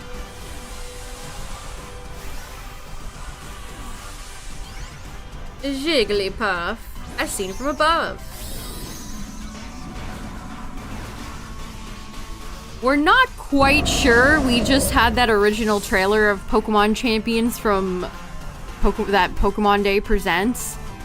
They just kind of showed a bunch of cutscene footage, and that's it. They have not really elaborated on it yet. It seems like it could be some sort of official showdown.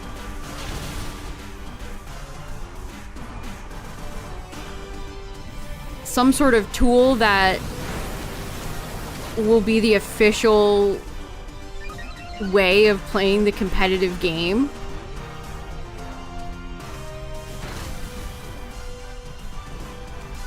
Again, I think we're gonna get news for Champions in August when Worlds happens. There's no better place for a competitive game to get news than Worlds, and Worlds always has some sort of news.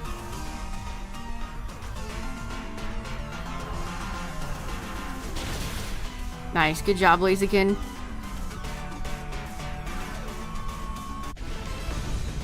Yeah, they really have not gone into any details about what it really is going to be, so...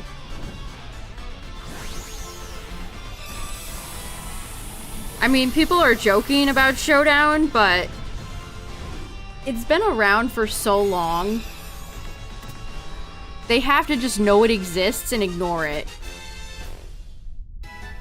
That would be... Could you imagine, though, if they did, they released Champions and they're like, oh, catch this DMCA. I think there'd be riots in the streets. That would be so upsetting.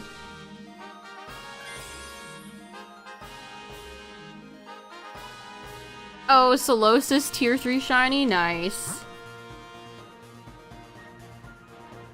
Mime, Gloom, and... what is that, Linoon? Mime, Gloom, Linoon. Mime, Gloom, Linoon. Yeah, I want to know if you're going to be able to mix and match. Like, can you have Z moves and Megas at the same time? Can you Dynamax and have Terastallizing at the same time? Champion seems really interesting because it's potentially... they can have so many more interesting formats than what they have in the regular game.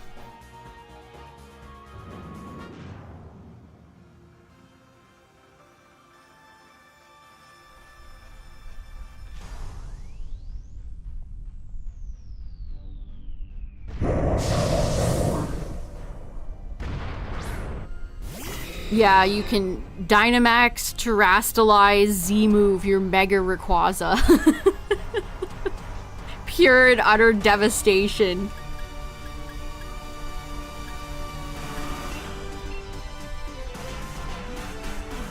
Maybe one format you can only have Mega Evolution, maybe the next format you can only have Terastallizing.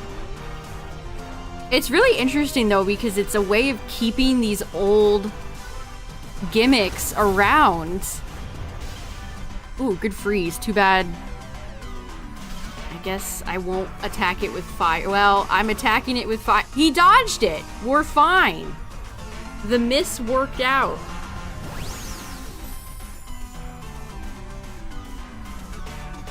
Yeah, Showdown. If you want Nintendo to really come after you, charge money. That is one thing that will get Nintendo ninjas at your door immediately if you're charging actual money.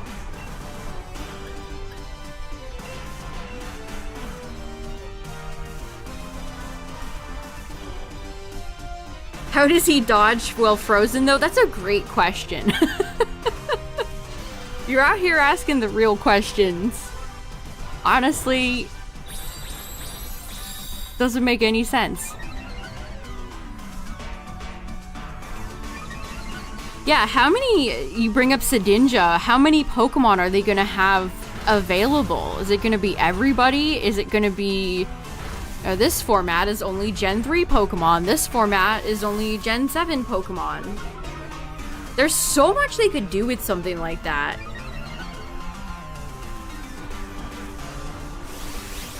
I really love Blaziken. It really is one of my favorite Pokemon.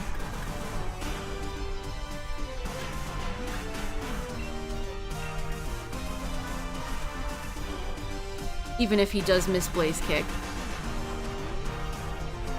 Terra Dragon Gigantamax Mega Charizard X using Devastating Drake. Say that 5 times fast.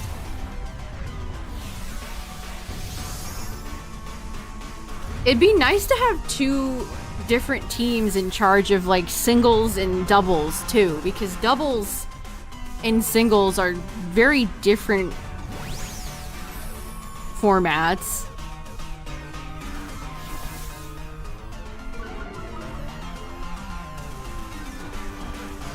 Yeah, imagine they bring back rotation battles. They bring back sky battles and triple battles.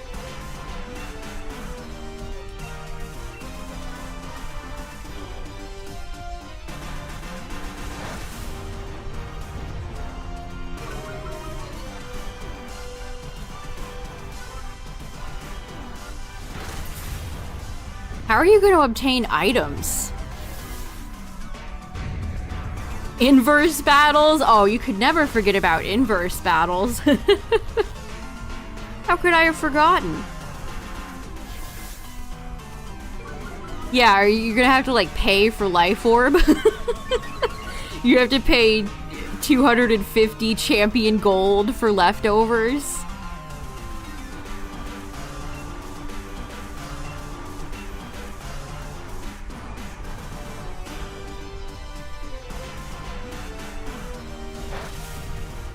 You found sky battles unique and fun? That is certainly a hot take.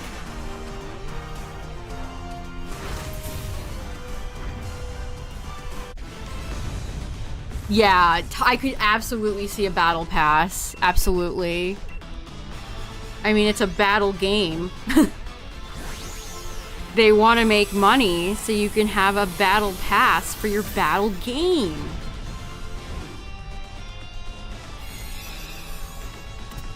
Free real estate.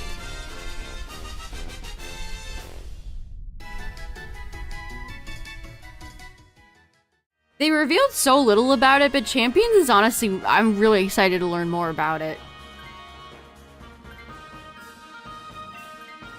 I am intrigued.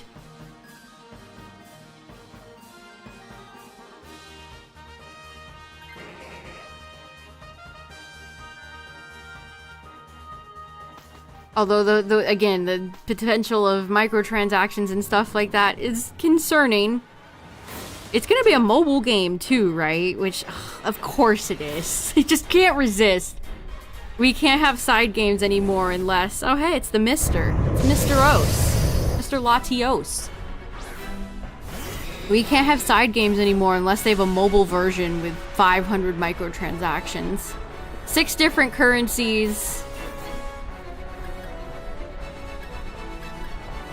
Dang, Blaziken stinks here. I don't even think... Well, I guess we'll go for 1 coaching.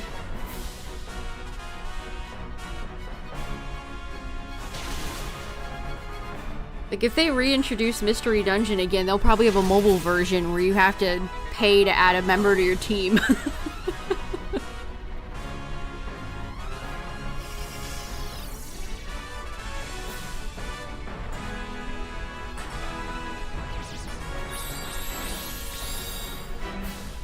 $600 Poké Dollars for the Rusted Sword and Shield.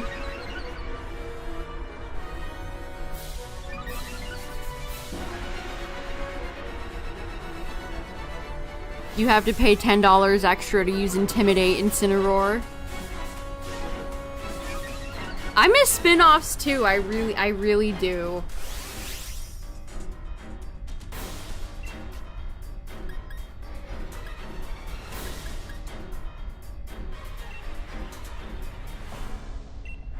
Pokemon Rumble.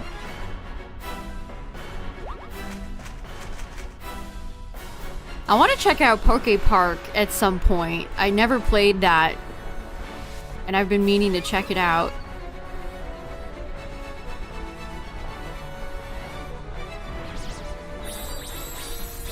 Yeah, unless they can shoehorn some microtransactions in there, it just doesn't seem like Game Freak is interested in making spin-offs anymore.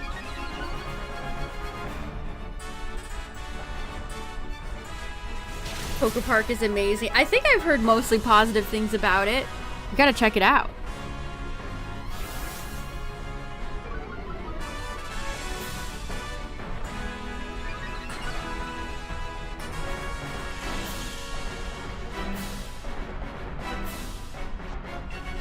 Yeah, people still bring up Ranger, even though we haven't had a new Ranger title in what feels like 5 billion years.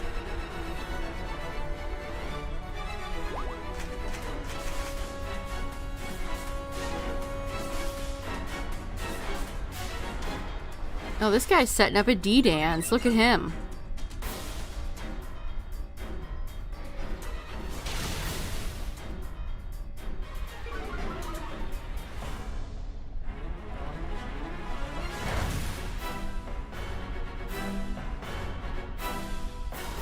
I will say though, chat, the best spin-off game that we had on the Switch was definitely New Snap. If you haven't checked out New Snap for the Switch, it's a great time. What am I catching you in? I guess I'll throw a friend ball at you. GG's.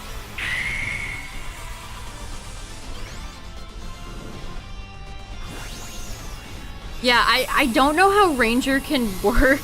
Yeah, maybe you're right. They'll have a $100 screen add-on. I don't know how Ranger could work without a DS anymore. Yeah, Pokemon Duel. I think so too, Tyler. I think Ranger is done. It's just been too long. We haven't heard anything about anything for Ranger in so long. I think you're right. I think it's over. Over, like, these non-shinies. Conquest is such a... You're right, it really is a funny spin-off. That's a perfect way of describing it. It's the type of spin-off I feel like we're never gonna get again.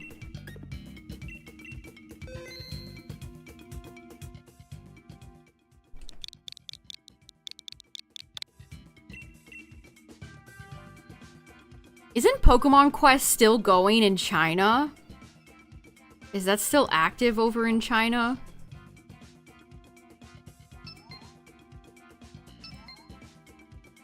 It wasn't your type of game, that's fair.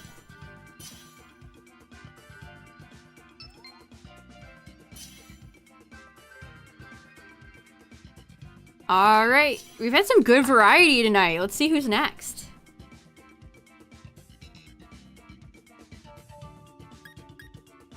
You think we'd ever get a Pokemon Warriors game? Like Hyrule Warriors type game, but it's Pokemon.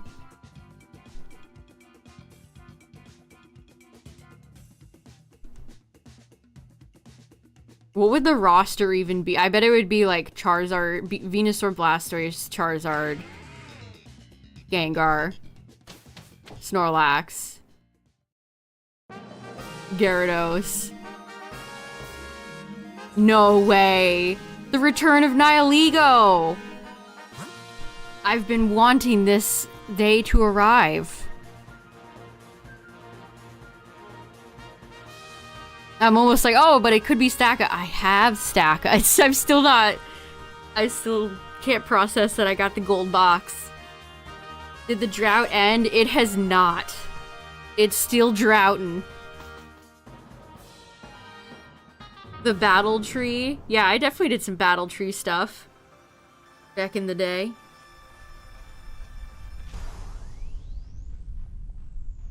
Pokin.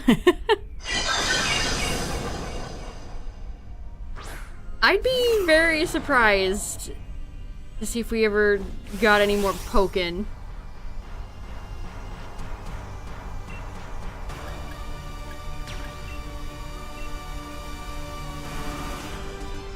Yeah, the Battle Factory, the Battle Pike.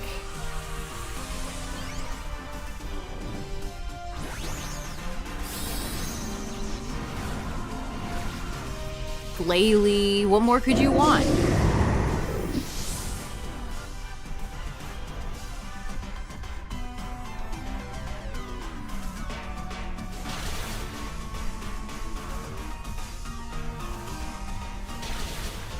Ooh, that did... Okay, Dmax Orbeetle. Cool it on the crits. That was a double crit.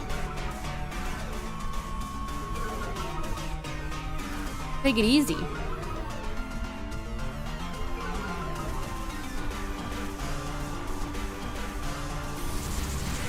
Pokemon Warriors roster, Zard, Pikachu, Gengar, Garchomp, Zoroark. Don't forget Lucario.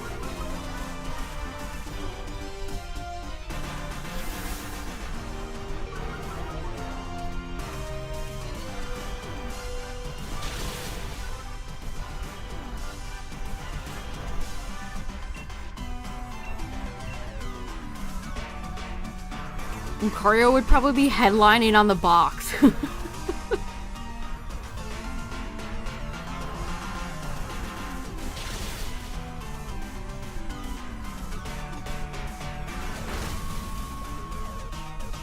I mean, it is pretty funny. Wow, this Orbeetle has it out for Grovyle.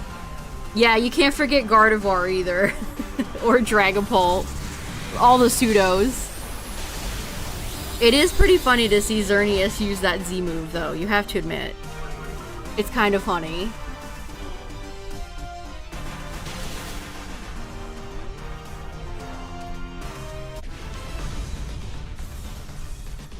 All they needed to do for that was have one frame where Xerneas... I'm just using Xerneas. Because Xerneas was brought up. Where Xerneas is, like, charging. You just had to have one frame where it's, like, attacking. For the Z move, and it would have looked 100% less silly. Is the T-posing through the air. Did I watch NAIC? I did.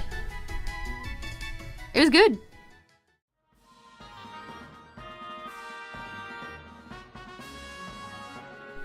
I'm sad that there's like so few, if any, events left until Worlds. Xerneas was just feeling a little silly that day.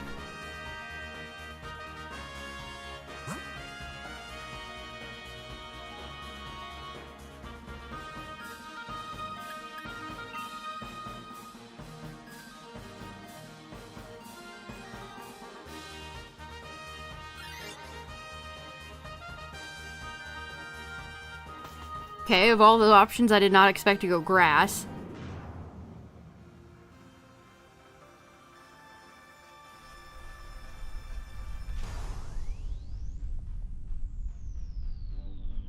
I guess Gen 7 is just the gen of awkward looking characters in space and time. Like your protagonist, your player character's expression in every cutscene.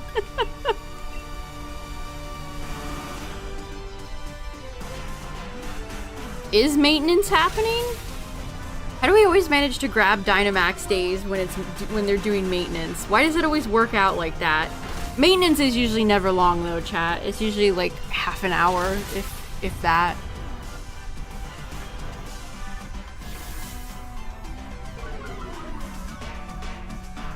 I really like Whimsicott.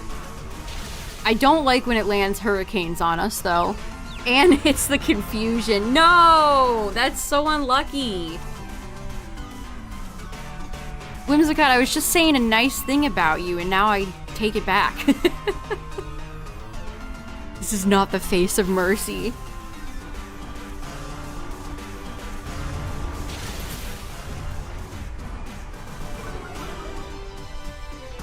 Oh, you picked up Tapu Fini? Nice.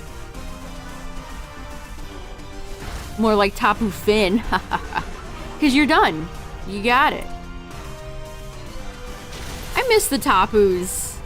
I hope they're back in Gen 10.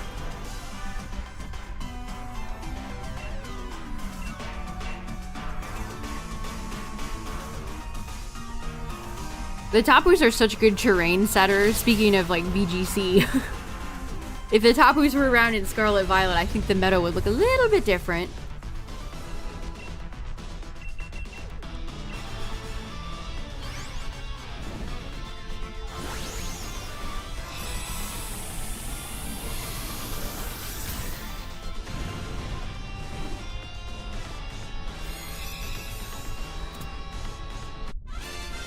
Future Tapu Koko? Tapu Koko, but he's in the future now.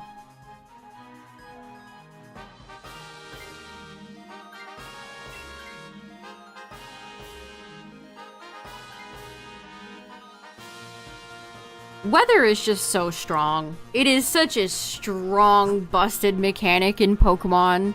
That's why Groudon and Kyogre continue to persist. And when Groudon and Kyogre aren't allowed in, you have things like Torkoal or Pelipper. Weather is just busted.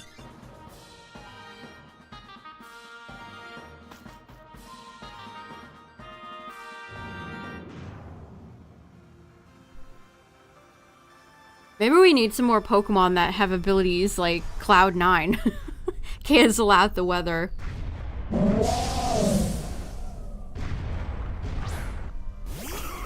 Liepard, you could be shiny 831 if you so desired.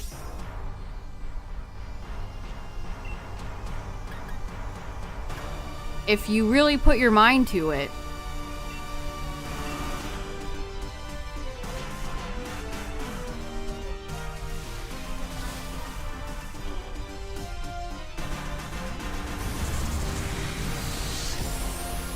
Most of the dudes you rooted for got into Worlds. Yeah, I recognize almost all those people. Low battery. What the slugma? Alright, I got my cable right here. We're good.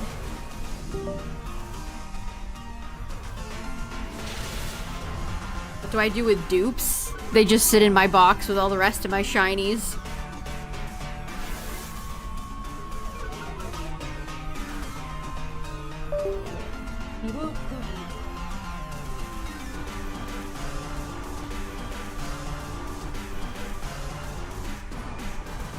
Uh-oh. Why did you turn off unplugging that cable?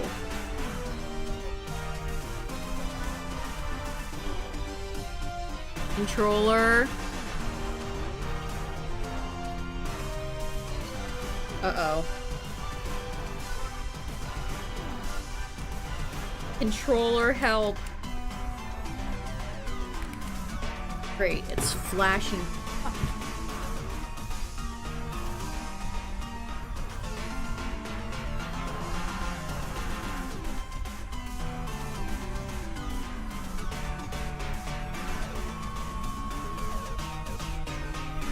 No, I timed out! I just pulled my Joy-Con out! No! Shit! Ah, you fucking controller.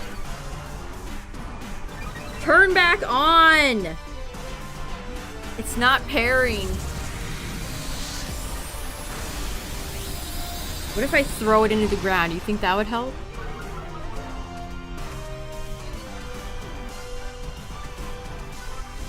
Mirror Garde matches. Oh yeah, isn't Gardevoir just...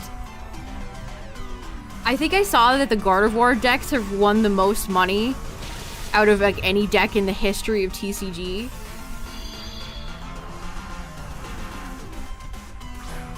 What did I even go for? I don't know what Liepard or Glalie did.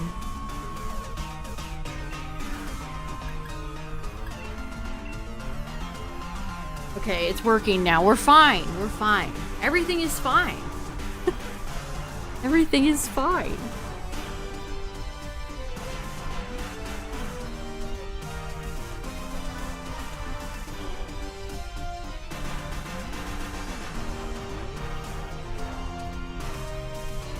Yeah, my dupes just sit in... I just put them in... All my shinies are... It went for Steamroller. Great. The one move that does nothing. Awesome. Thanks, game. They just sit in my boxes with everybody else. I organize all my shinies by date, so...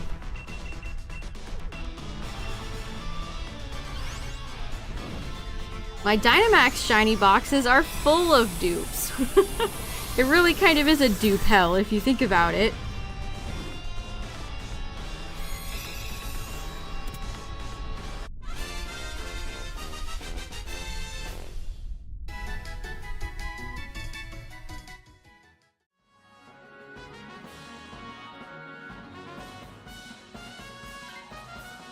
I like Jamie as a commentator too. There's a lot of VGC players that I like I like watching them play, but they also have good commentary. They're good casters.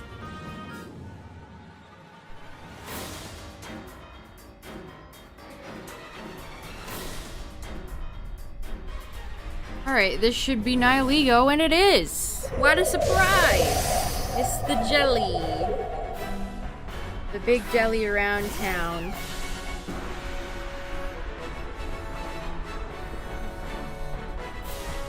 This is a very interesting team to fight Nihilego. Alright, let's see how this works out.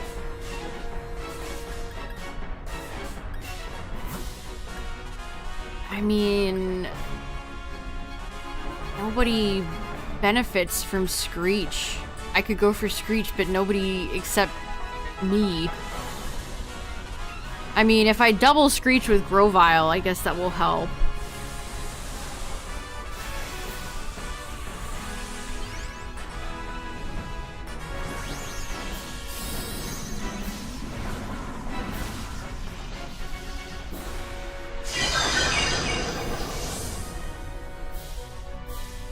What's the shiny Pokemon you think you own the most of, chat? Speaking of dupes, which shiny do you have the most dupes of?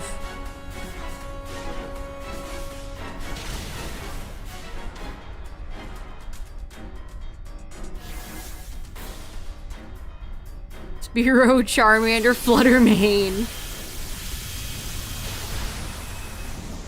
Chikorita 16.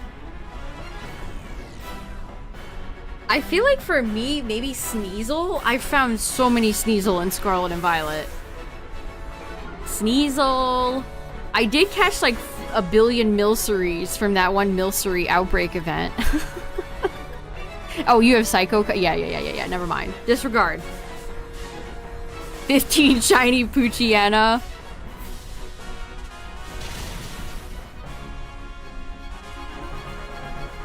GG's.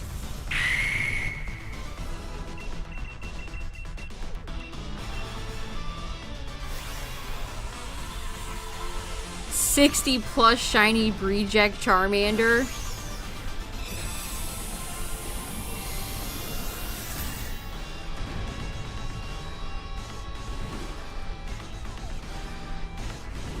So what you're saying is you have an army. You have an entire army.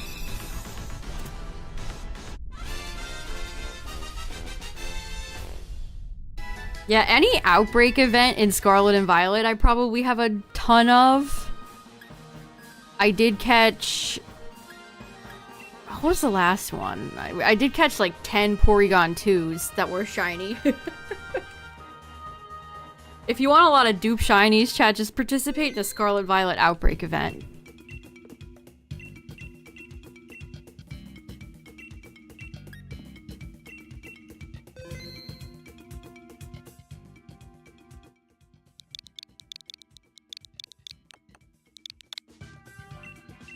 An evil team that hunts shinies.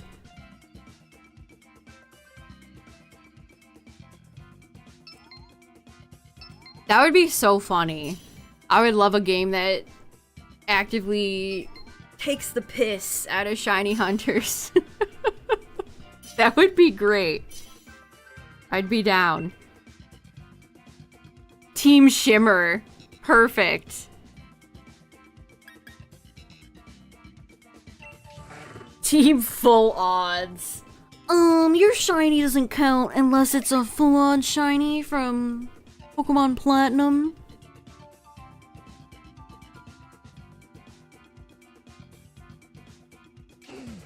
No, I don't hunt in those lowly Switch games. It'd be so easy. It would be so easy. So many shiny hunters are up their own ass. It'd be so easy.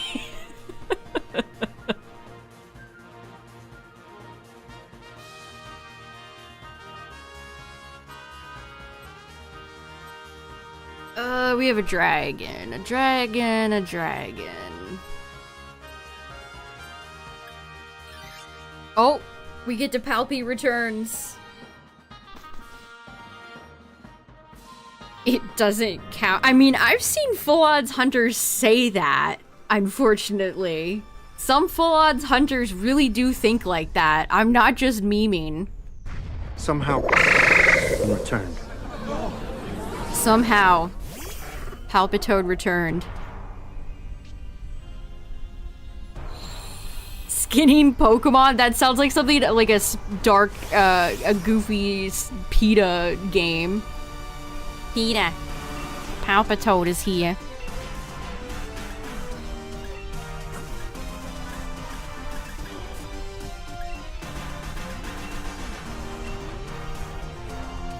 Yeah, exactly, Enzo.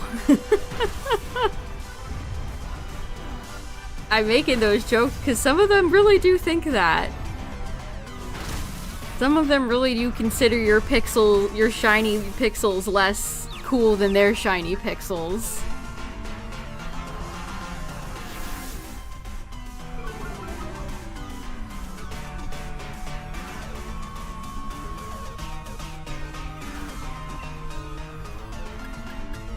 I mean, I definitely think there could be an argument about how trivialized shiny hunting has kind of become, especially with 5 billion Pokemon awkwardly spawning in the Switch 2 Scarlet Violet versions.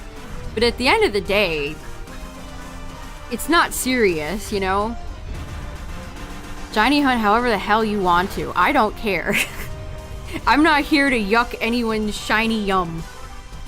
You do you. Does not bother or affect me in the slightest.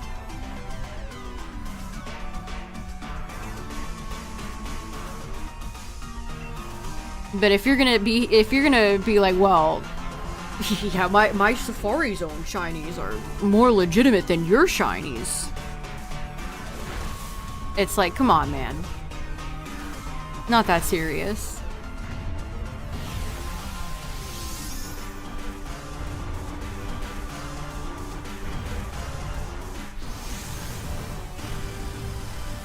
Or people, I've seen some of those big shiny hunter streamers also say things like, if you save in front of a shiny, it's lesser. Which is, what a mentality to have. What kind of brain damage do you have to say that? Oh, if you save in front of a shiny. Oh my god, who cares? Yeah, what are you, the shiny police?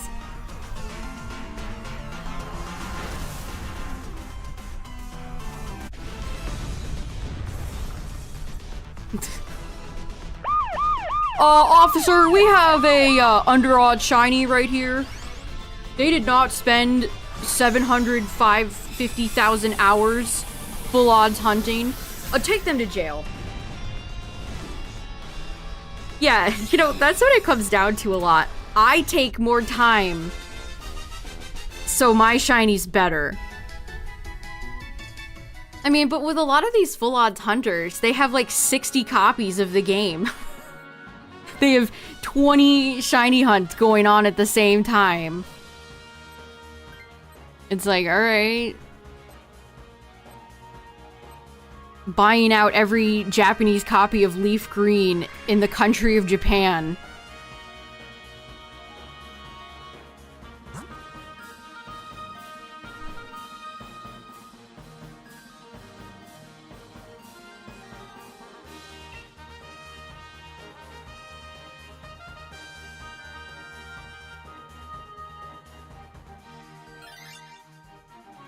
And a lot of those multi-hunters don't even lay a finger. They're using some sort of controller setup. So it's like, what are we even doing here? I'm letting a controller shiny hunt for me. I'm gonna walk away.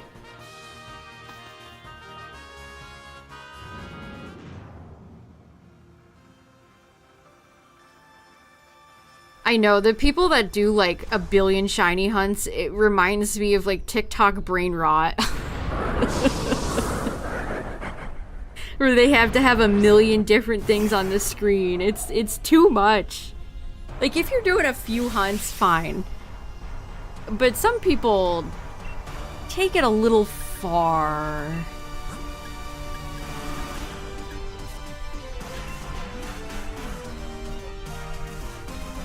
And I do think it is kind of ugly to, you know, buy up all these Japanese games for your pixel shiny hunting. It's just something like, I don't know, it reminds me of crypto farming in a way.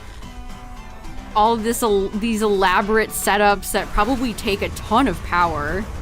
Like, you can't tell me these setups of like 30 DSs don't take a lot of power.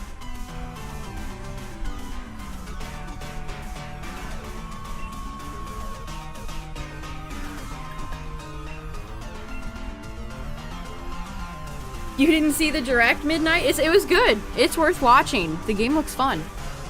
Yeah, they're mining for Charmander.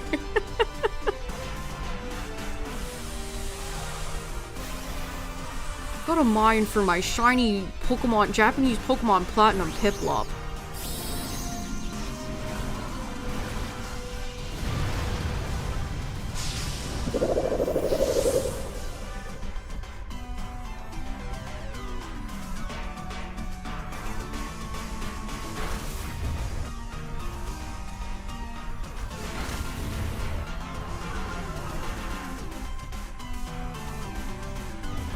Shiny hunting is cruel out there. It is. It is. True. True.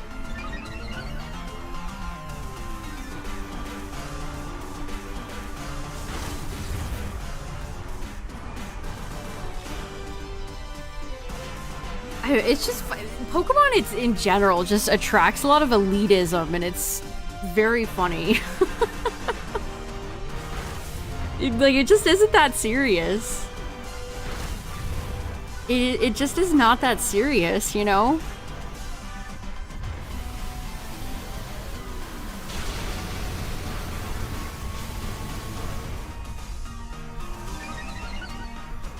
Like, maybe you don't need to threaten another person's life if they don't like the same Pokemon you do, you know? Maybe... maybe it'll be okay. If person X, Y, or Z doesn't like Chestnut, it's fine. I said Chestnut because I saw an example of that actually happening on Twitter once. Somebody released a Chestnut because they didn't like it, and the replies were so vitriolic over somebody releasing pixels in a video game. It's like, time out. Time out.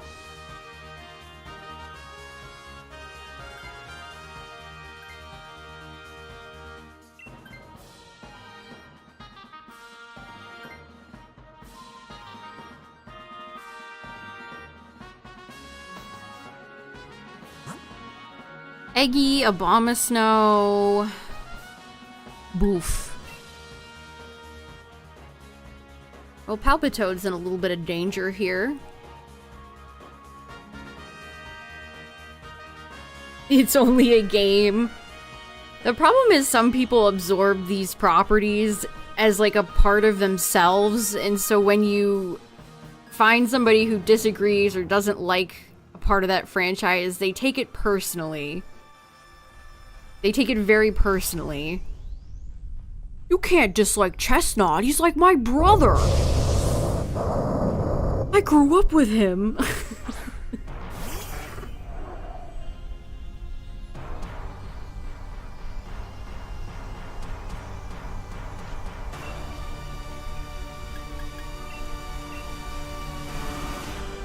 I don't know, maybe that is actually like part of why this happens with Pokemon so much, because so many people grow up with it. I don't know. At the end of the day, though, it's just, you know, it's a game.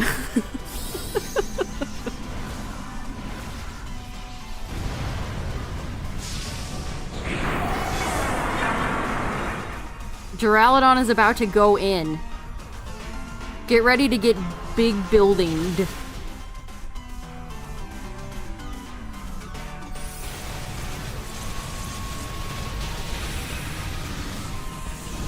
The eyes in Duraludon's Skyscraper Gigantamax are kind of creepy. It's almost like it's a ghost.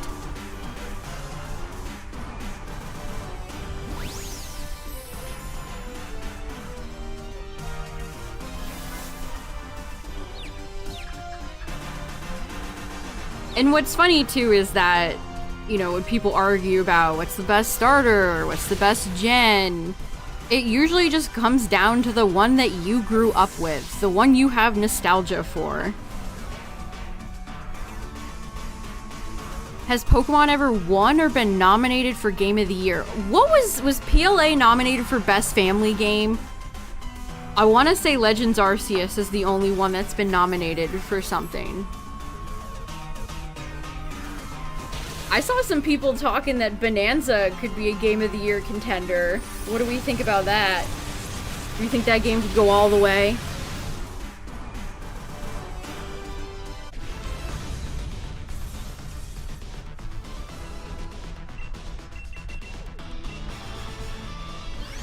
I mean, if a game like Astrobot can win, I feel like Bonanza has a totally possible chance at it. Absolutely.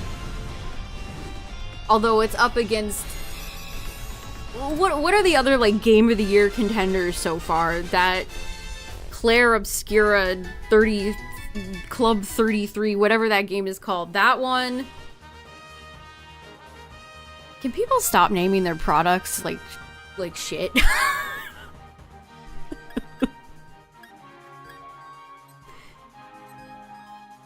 What else? What else has come out that's, like, Game of the Year material? What's up, Strawberry? Oh yeah, Split Fiction. I think Bellatra was last year.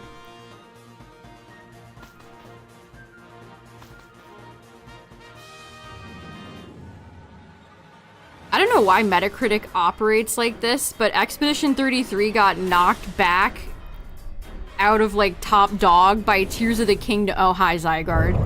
By Tears of the Kingdom Switch 2 edition. That should not happen. You can't just re-release a game on another console and be like, oh, it's brand new. It's the #1 spot. Well, I can max next turn.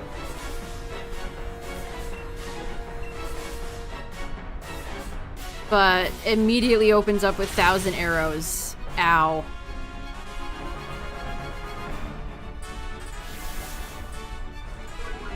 Like washing machines. That is! It's like they're naming it like a refrigerator. You're so right. They're naming them like appliances. Ooh! Spicy. Spicy burn. Yeah, what about Wind Waker since it's on NSO?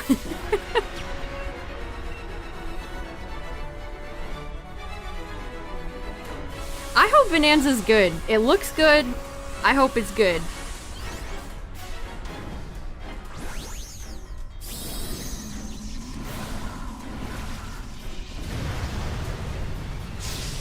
What else is coming out this year that could be a Game of the Year contender? I can't even think of what else is coming out this year. GTA 6 got pushed. Whatever year that game finally comes out, that's winning Game of the Year. Like, if it does in fact come out next year, no more delays,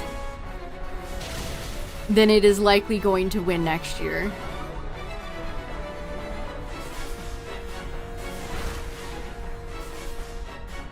Praying the shiny hunting in PLZA is good. You and me both, Omega. I really hope so too. No, we're so close to one-shotting Snake before he transforms. No. Borderlands 4, gotta trust in Randy.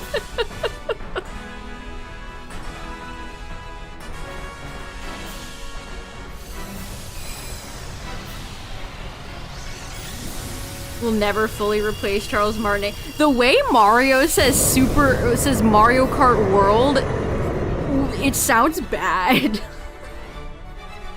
It's like we couldn't have gotten another take on that one. That was not a good line read. Dang, we got so close. Yeah, I remember PLA had a lot of nasty shiny locks, so... we'll see. Dang, everybody is dead or almost dead and Abomasnow is unbothered.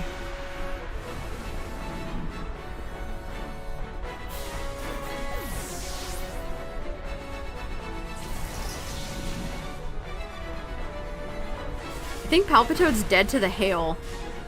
So this is GG.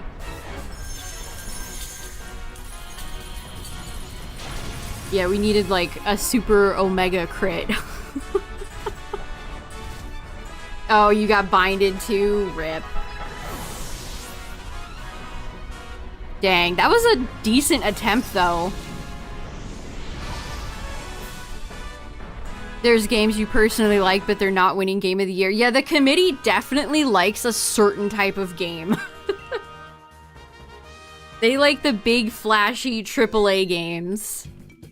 Indie games usually don't get a lot of recognition.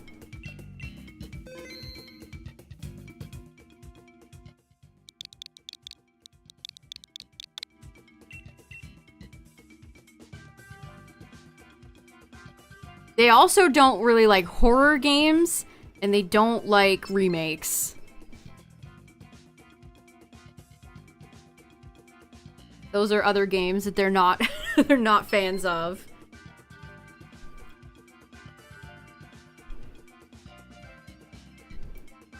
Man, Resident Evil 9 is gonna come out next year and lose to GTA 6. That's gonna be so sad.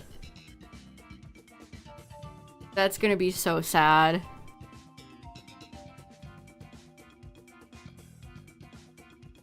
I think 4 Remake got nominated, but they never get anything more than being nominated, unfortunately. Alan Wake 2 did win a few awards, though. But Alan Wake 2 is the type of game that appeals to the committee a lot, I think.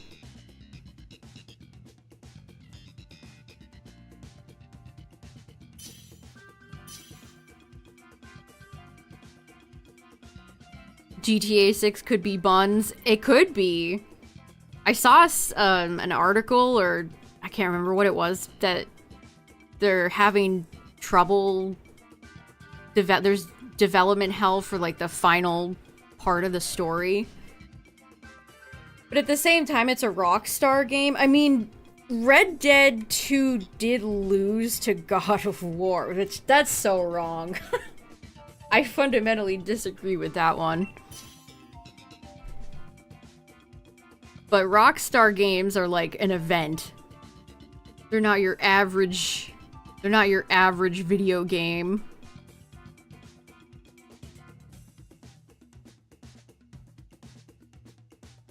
The new Tomodachi Life?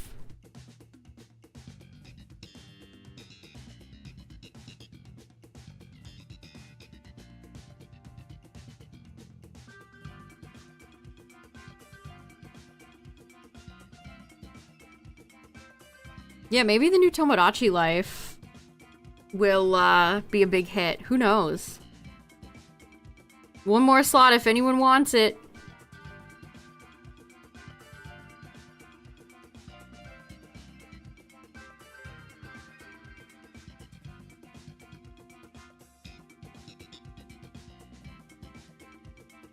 What's up, Caitlin? I've had no shiny luck. The drought is still ongoing.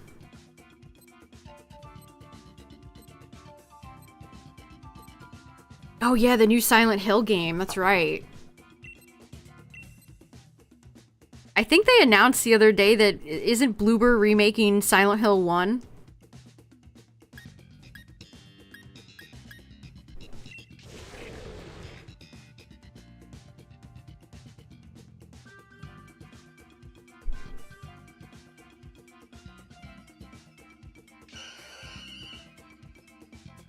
I still think of that, and I've never even like watched a Germa stream, but that infamous clip of Germa cracking up at that Bloober team game where the baby like runs into a wall.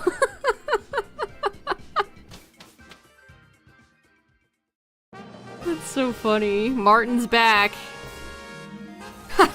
Martin's back, and so is Zygarde. Oh, no.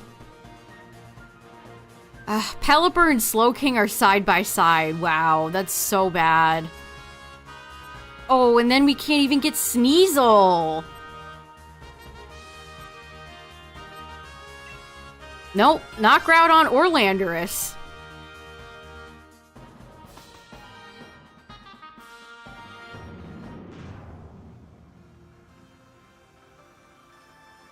We left Wiggly behind. This is... Oh, wow. We're in trouble. I think we're in trouble.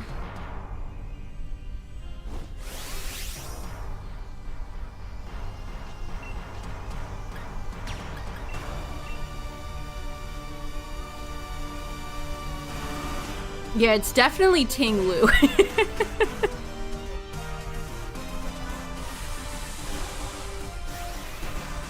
From downtown. The moose with the bowl on its head.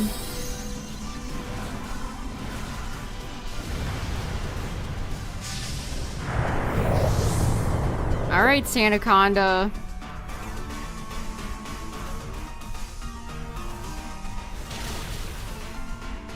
Slowking and Pelipper side by side is so brutal.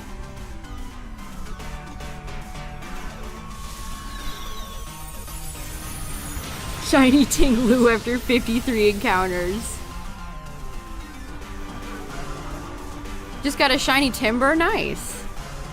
Arceus ground.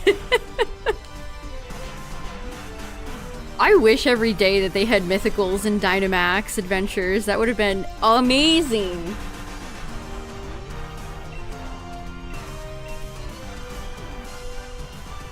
But there's nothing Game Freak loves more than gatekeeping shiny mythicals away from us.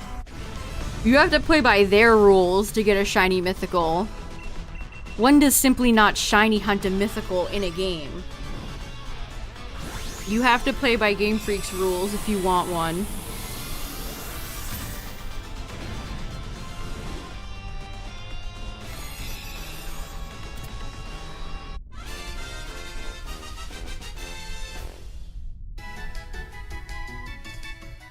Shiny original Magearna.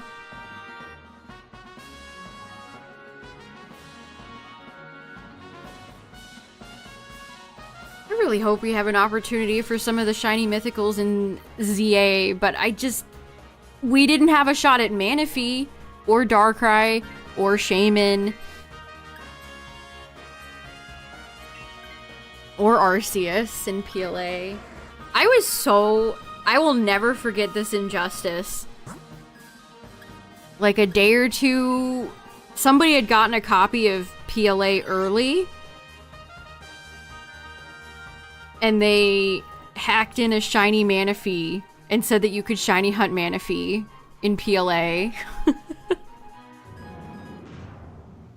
Not true.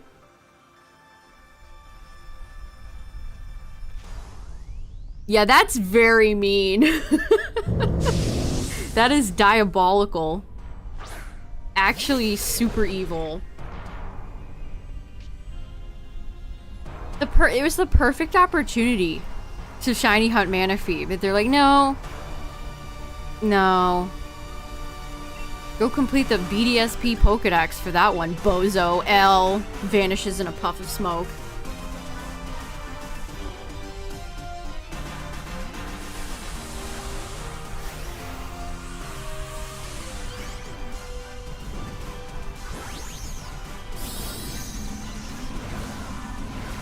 Big ol' Vileplume.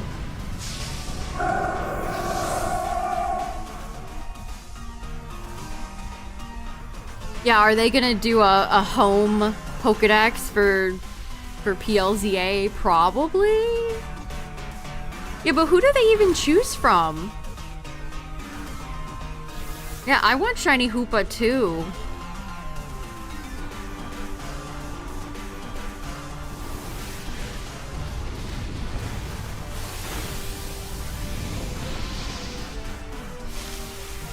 Hoopa could be like Pecharunt, where it has a really cool in-game little mini story. Yeah, what about Volcanion?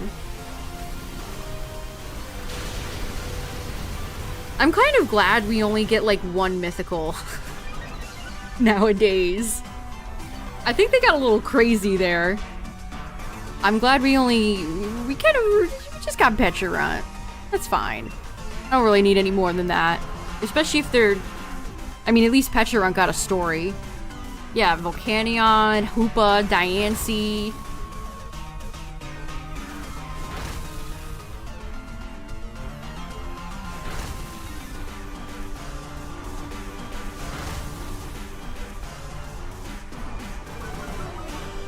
Zarude. Everyone's favorite mythical. Zarude is also shiny locked right now.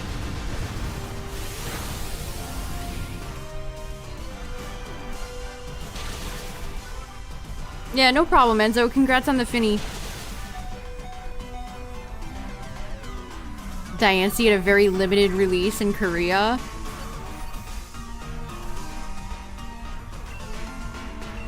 Yeah, I really enjoyed Pecharunt's story.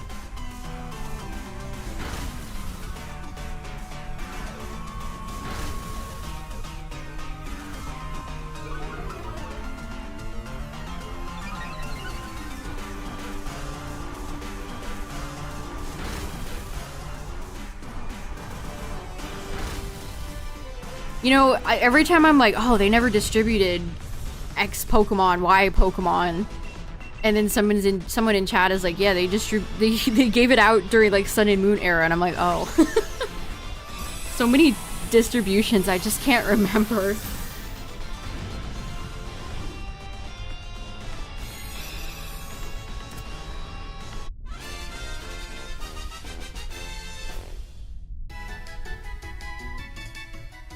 Mochi Mochi. That was fun too, because we got to bring in our Paldea friends with our Kitakami Blueberry friends. It's like a culmination, a full circle.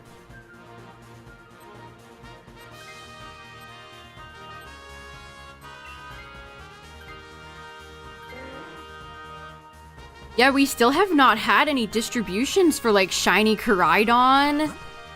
Things like Urshifu and Cubfu are still locked. We have a pretty huge number of locks right now.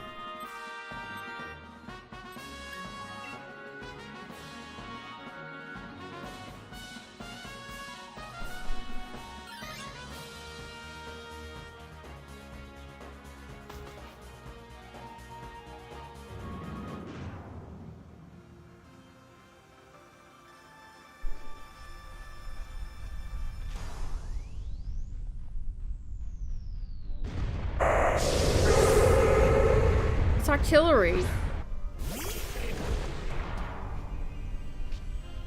Octillery, I think you had a better model in Colosseum.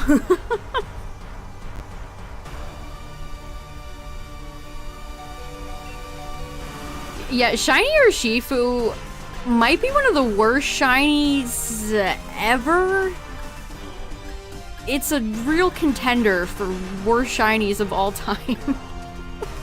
I really don't like it. It is so bland.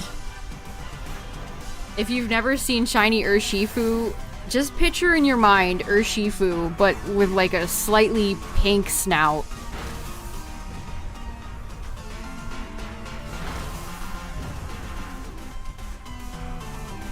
It's honestly a crime.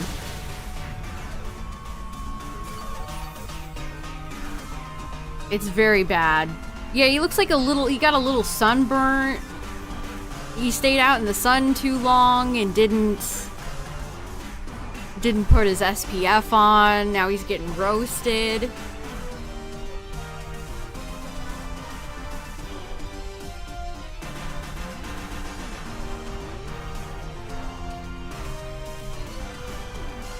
Because at least with shinies like Ogidogi,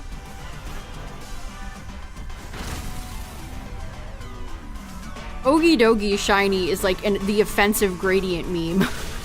But it's memorable. Like, it's so heinous, it's memorable. Like, what could you even say about shiny Urshifu? I don't even know. It's just so boring.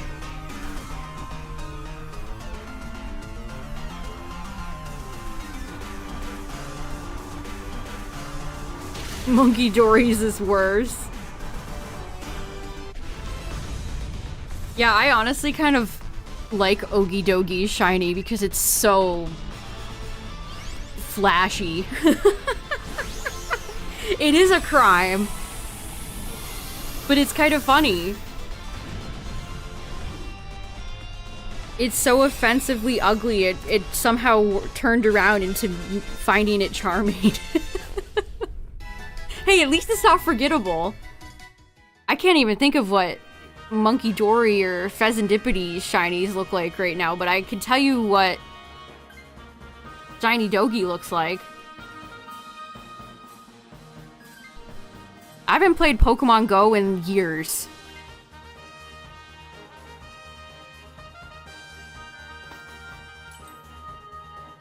So nowhere. Yeah, it's noticeable. Yeah, Koraidon and Miraidon. I mean, Miraidon is that same, like, chrome that every future Paradox Pokemon has. I think that's a little bit boring. Oh, hey, it's Zygarde. Who would have thought?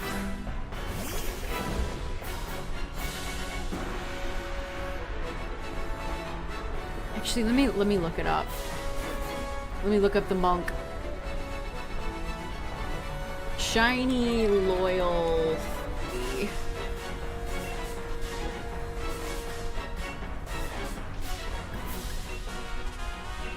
All right. I hate looking up shinies and then seeing somebody's awful fan edits. What's real?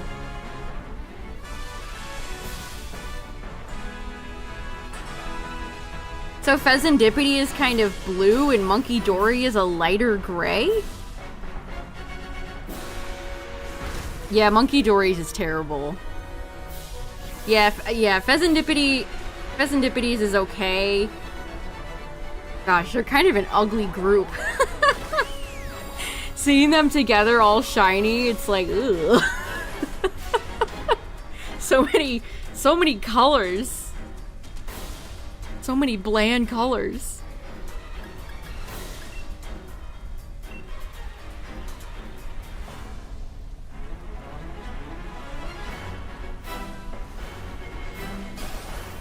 Yeah, like, I understand what they were doing for the future Paradox Pokemon, all having Chrome. But then you lose the variety, and it's just not that interesting.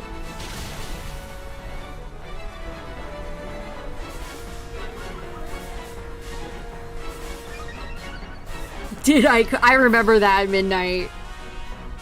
I remember that. Yeah, the problem with fan-edited shinies is that most of them are either white or black.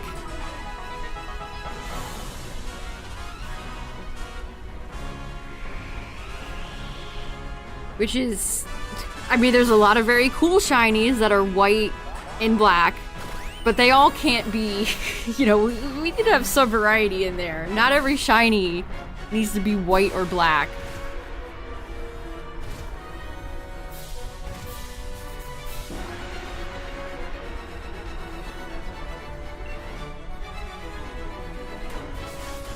Monkey Dory being annoying in the TCG seems fitting. Somehow that makes sense. Oh yeah, Ogerpon is shiny lock too.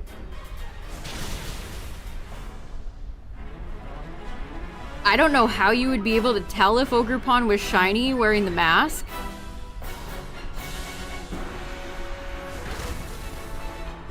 But that's another lock we have too. Same thing with Ursaluna Blood Moon. That's a cool shiny, that's a shame.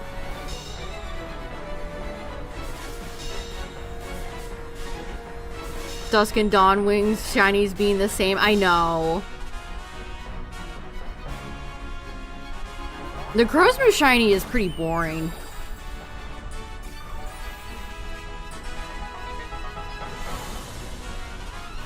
Yeah, if Iron Hands' shiny had a little bit of like shiny Hirayama in there, that would have been cool.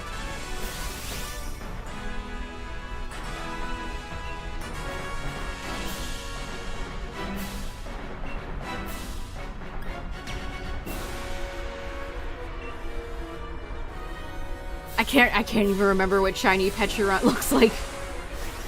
Shiny Pecharunt. Oh yeah, it's that like copper color. Almost treading into like Mamoswine vomit color territory. It looks like it's rotted. Is that what they were going for? Shiny Pecharunt looks moldy. It's supposed to be a berry that's gone off.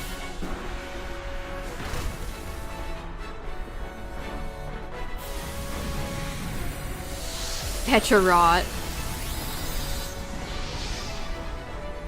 I really wish we could learn the intent behind certain shinies. Like, is that what they were going for? Because if so, that's cool. Or am I just like making shit up? There's no way of knowing. I'd love to see the reasoning behind like shiny Mousehold looking the way that it looks, or shiny Armarouge or Ceruledge. Walk me through the decision for shiny Golden Go, so I can fundamentally disagree with it. What's up, Silver?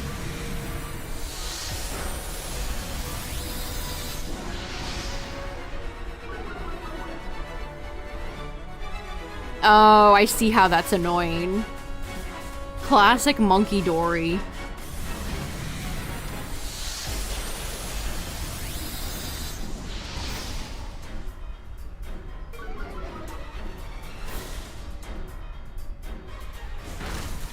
I wonder where in the process of game development do they decide on the shinies? Do they consider how hard some of them will be to spot? Or is it too late by then, where they already are implemented? So if you chose a bad shiny for the Pokemon you designed, it's just over.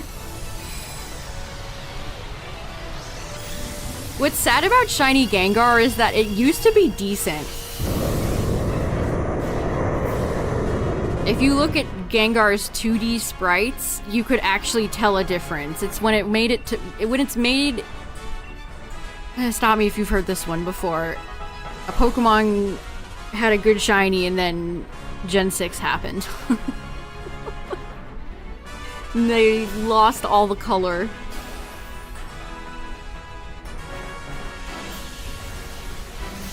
Yeah, I definitely think Armarouge and Ceruledge... people hate their shinies, but I think they're okay. They're very subtle, but I like a lot of subtle shinies. Yeah, shiny Gengar had a rough transition to 3D. Exactly.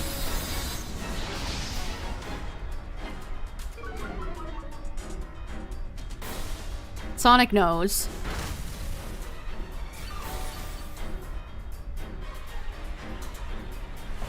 This is one I always bring up, but Drapion, there's so many.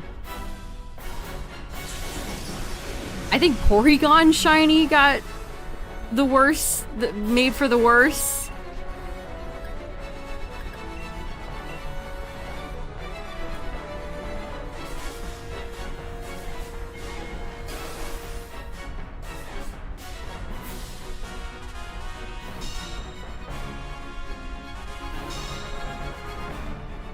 You theorize shiny Golden Go would be silver? Yeah, there's different colors of gold. I think Rose Gold could have been really fun for Golden Go.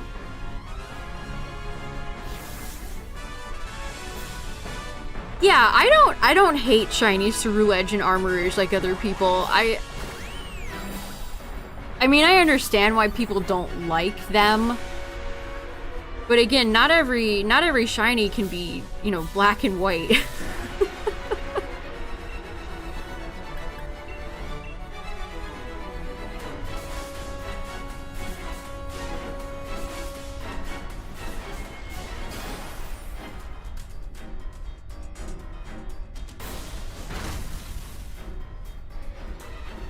Golden goes though, like I don't see a theme, I don't see the artist's intent, it's just bad. It's just kind of bad.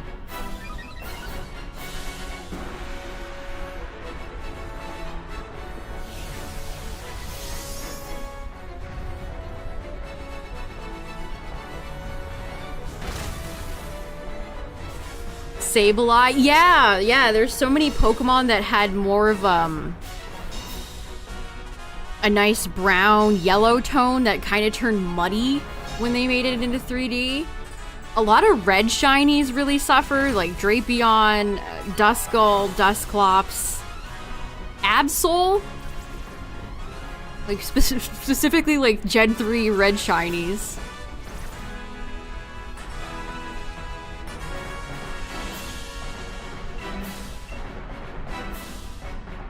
You'll take a green shiny over a slight change or minor detail any day.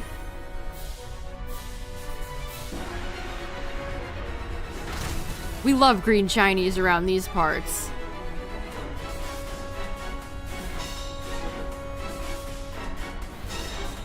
I feel like I've seen the opinion on shiny Espeon kind of turn around, which makes me happy because it's essentially like Espeon is a funny little alien. And I love that.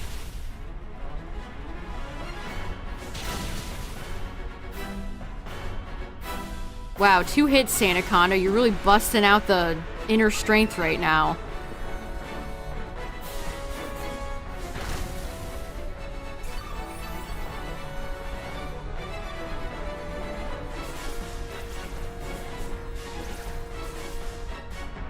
I wish this game had a fast forward.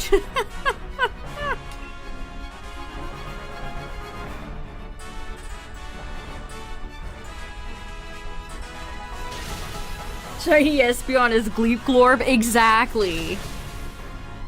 It's a little alien.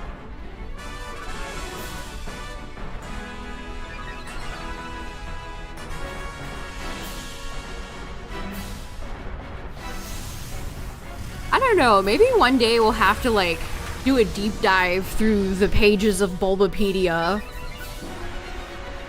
and make like the ultimate which shinies suffered the most from 2D to 3D list.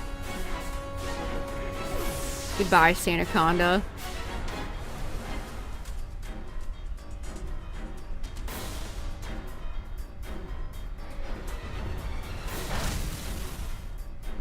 Oh, the shiny Dragonite stands are out tonight. I think most people's problem with shiny Dragonite is that it is not like Dragonair or Dratini.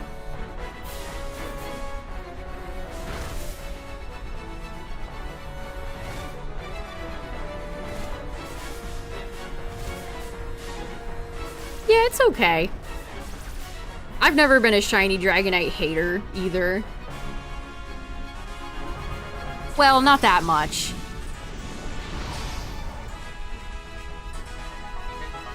But it's a case where I understand why people don't like it.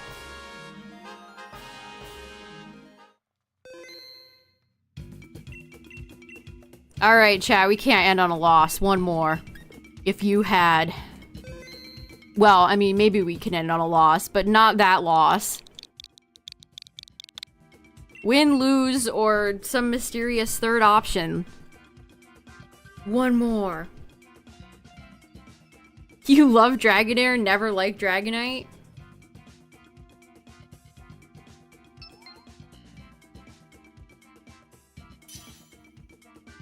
SpongeBob failure music, here we go. I can arrange that.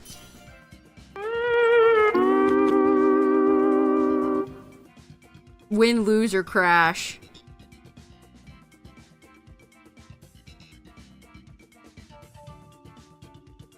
I don't think Dragonite shiny is as bad as something like Nidoqueen. Nidoqueen is another Gen 1 Pokemon where shiny Nidoran and Nidorina are cute and cohesive, and then you have Nidoqueen who turns swampy.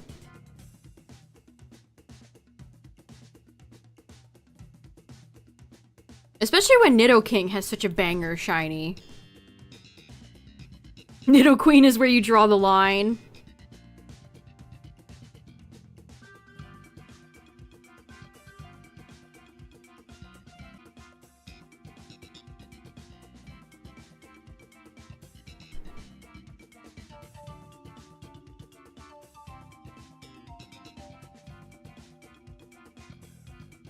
Although, I guess if I think about my least favorite Gen 1 shinies, it would be something like Dugong.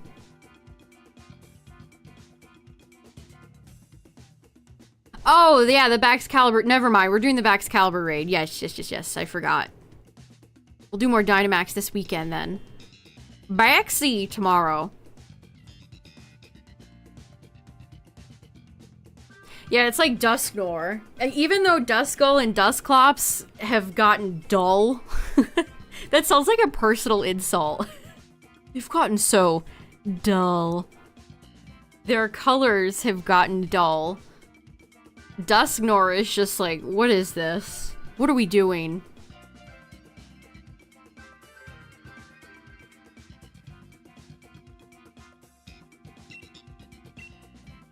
Alright. Are we gonna get Martin again? Patricia. I might hate. I don't know. Hey, speaking of Nidoking. This is a good lineup.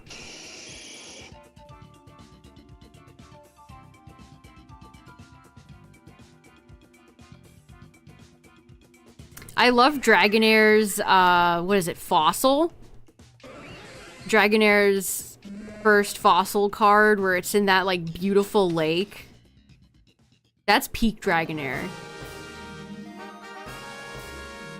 Oh no. 2 Zygardes into a Kyogre Palkia? Okay, game, I don't know what we did to offend you. Sheesh. How many L's can you take? Look at this. What is this? What is this garbage? What is this actual garbage on the field? Do we go and gamble with Janet? Because what's happening? There's nothing on the field.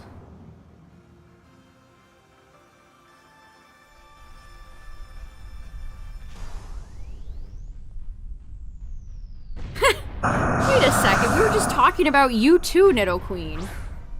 Watch this Nidoqueen be shiny. We can see her swampiness in real time. Her royal swampiness.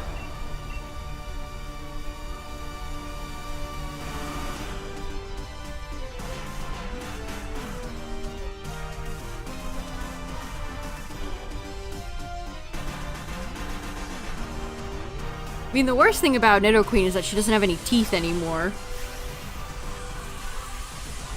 If you had Silver talks about Nidoqueen not having teeth on your bingo card, you can cross that one off.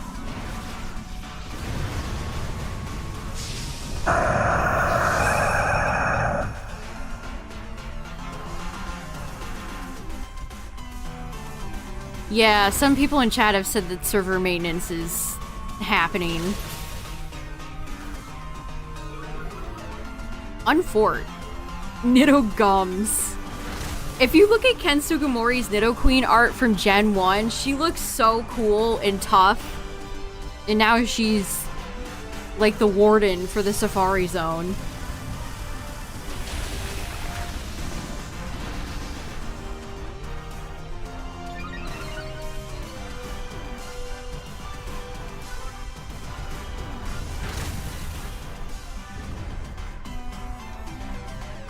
Wow, we got a burn and a poison. Things are going great, chat. What in tarnation is happening? Nidoqueen, chill!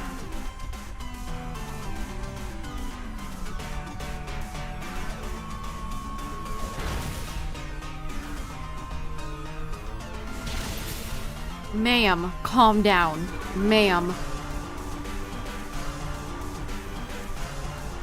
Nidoqueen and Fossil has an attack called Boyfriends. I remember. Man, Fossil's such a good set. I brought up the Dragonair, but the Dragonite where he's sitting and it's all rainbow, that's one of my favorite cards, literally of all time.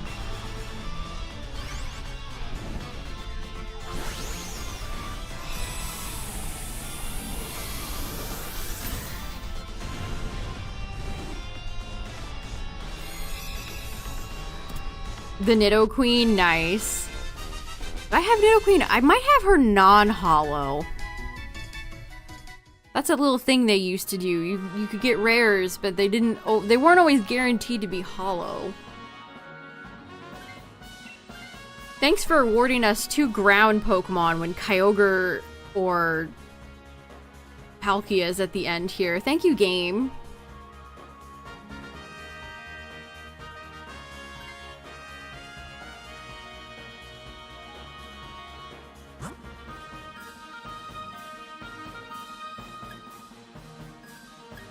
Is it even worth? Oh man, this might be one of the worst routes I've ever seen. Hitmonlee is up there, I guess. Do we go grab Hitmonlee?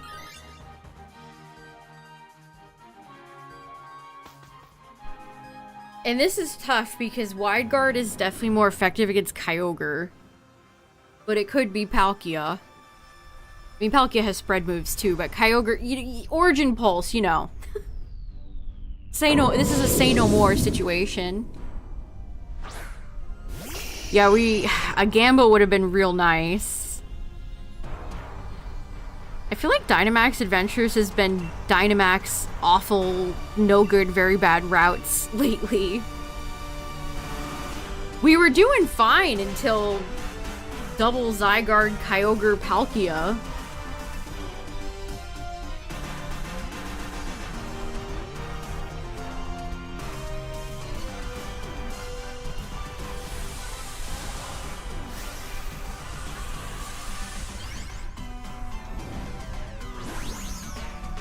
First edition non-hollow Dark Blastoise. Oh, that's sick. That OG Team Rocket set is such a classic. Also, Justin, I saw that link you posted in the Discord of somebody selling their World's trophy. That's crazy. Imagine you win. Or was it second place or was it first place? I can't remember. But somebody is selling their World's Pikachu trophy. Also, ad warning, chat. Last ads of the night about to play.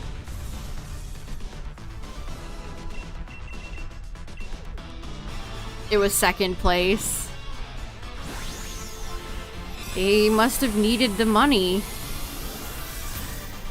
There was a lot of... I actually browsed that auction website for a little bit. They had a Seto Kaiba drawing signed by Kazuki Takahashi. I was like, damn, that's awesome. I don't have the money.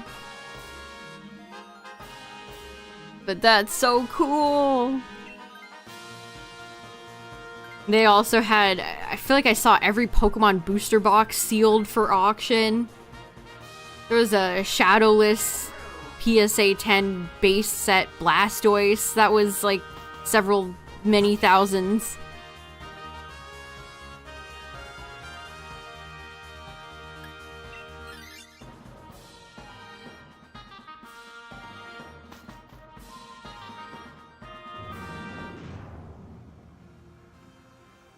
Yeah, I guess it's always a little bit sad to see people selling like personal items like trophies.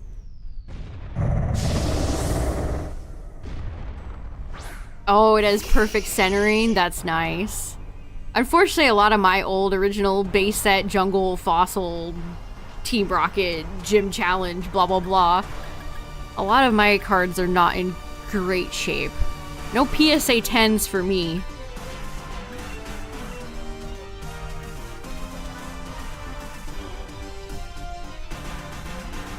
Yeah, why would you want to buy a second place trophy that you did not personally earn?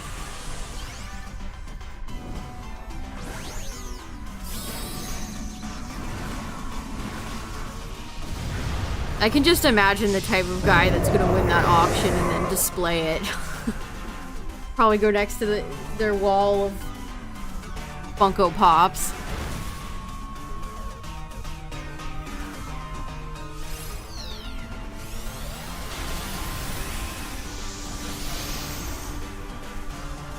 Somebody is selling their World Championship trophy from Worlds. They got second place. You know the Pikachu, the trophies they have with Pikachu holding the little trophy?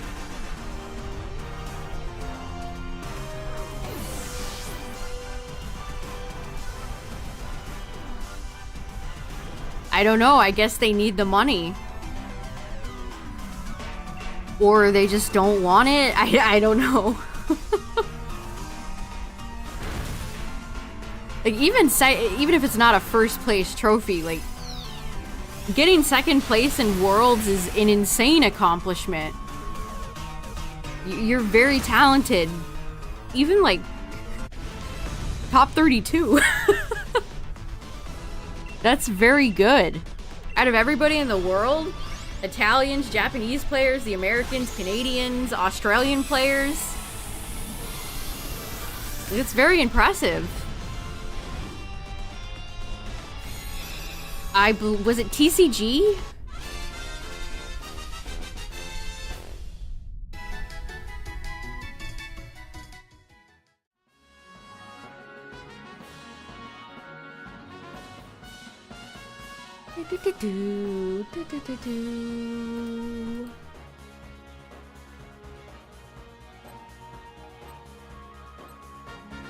Yeah, even just making it to Worlds is difficult. It's tough to qualify.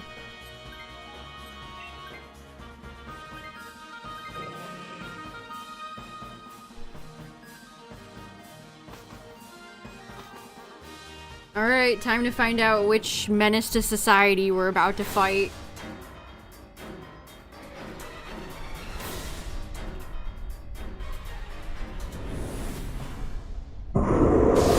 It's Palkia, of course.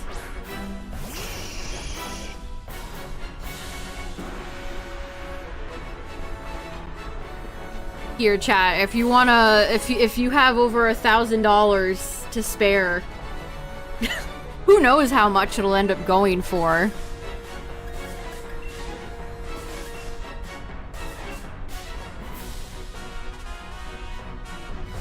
But there's the link if you want to watch the auction. Oh, it's from 2015. Oh, this is from the Boston, Massachusetts Worlds, right.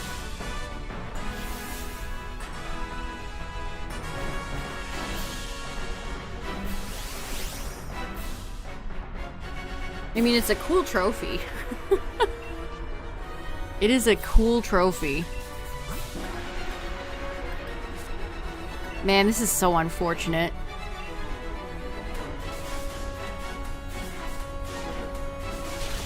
The burn on Starmie sucks.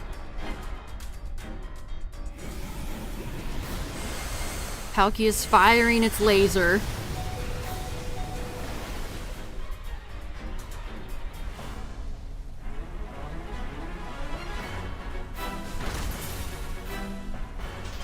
Yes! Yes! Hold on. Hold on. Wait a minute. That is why I was going for Ice Punch.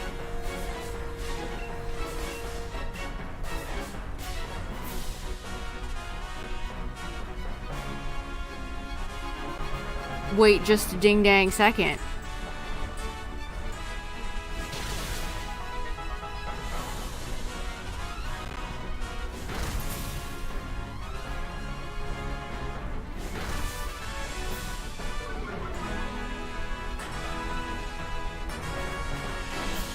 No, you son of a bitch.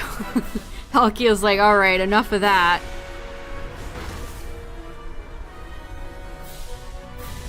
No! No!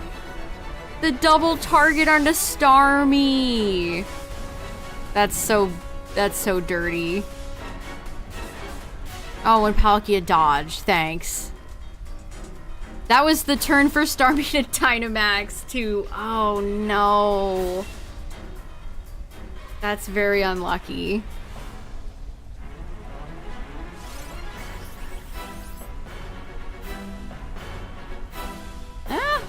Well.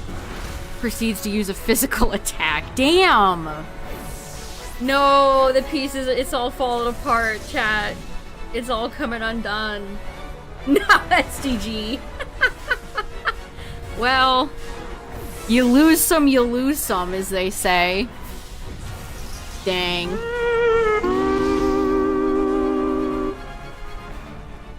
The game was like, oh, you had some good rounds and you were doing well. No more wins for you. Rest in Palkia.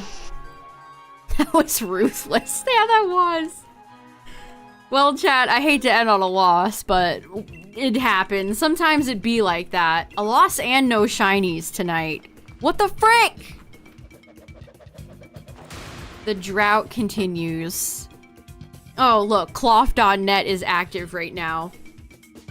Well, tomorrow, chat, I believe is the Baxcalibur 7-star raid, so we're gonna check out Baxi and see how strong it is, see what crazy Pokemon randoms end up bringing. So that'll be fun. But yeah, thanks for hanging out tonight, everybody. Thanks for raiding with me. I appreciate it. Thanks for all the follows, the raid. Shout out to the YouTube viewers, the VOD watchers. Yeah, Baxi tomorrow. I'm excited. All right, everybody. I'm out of here. Have a good rest of your day, everybody. Take care. Bye-bye.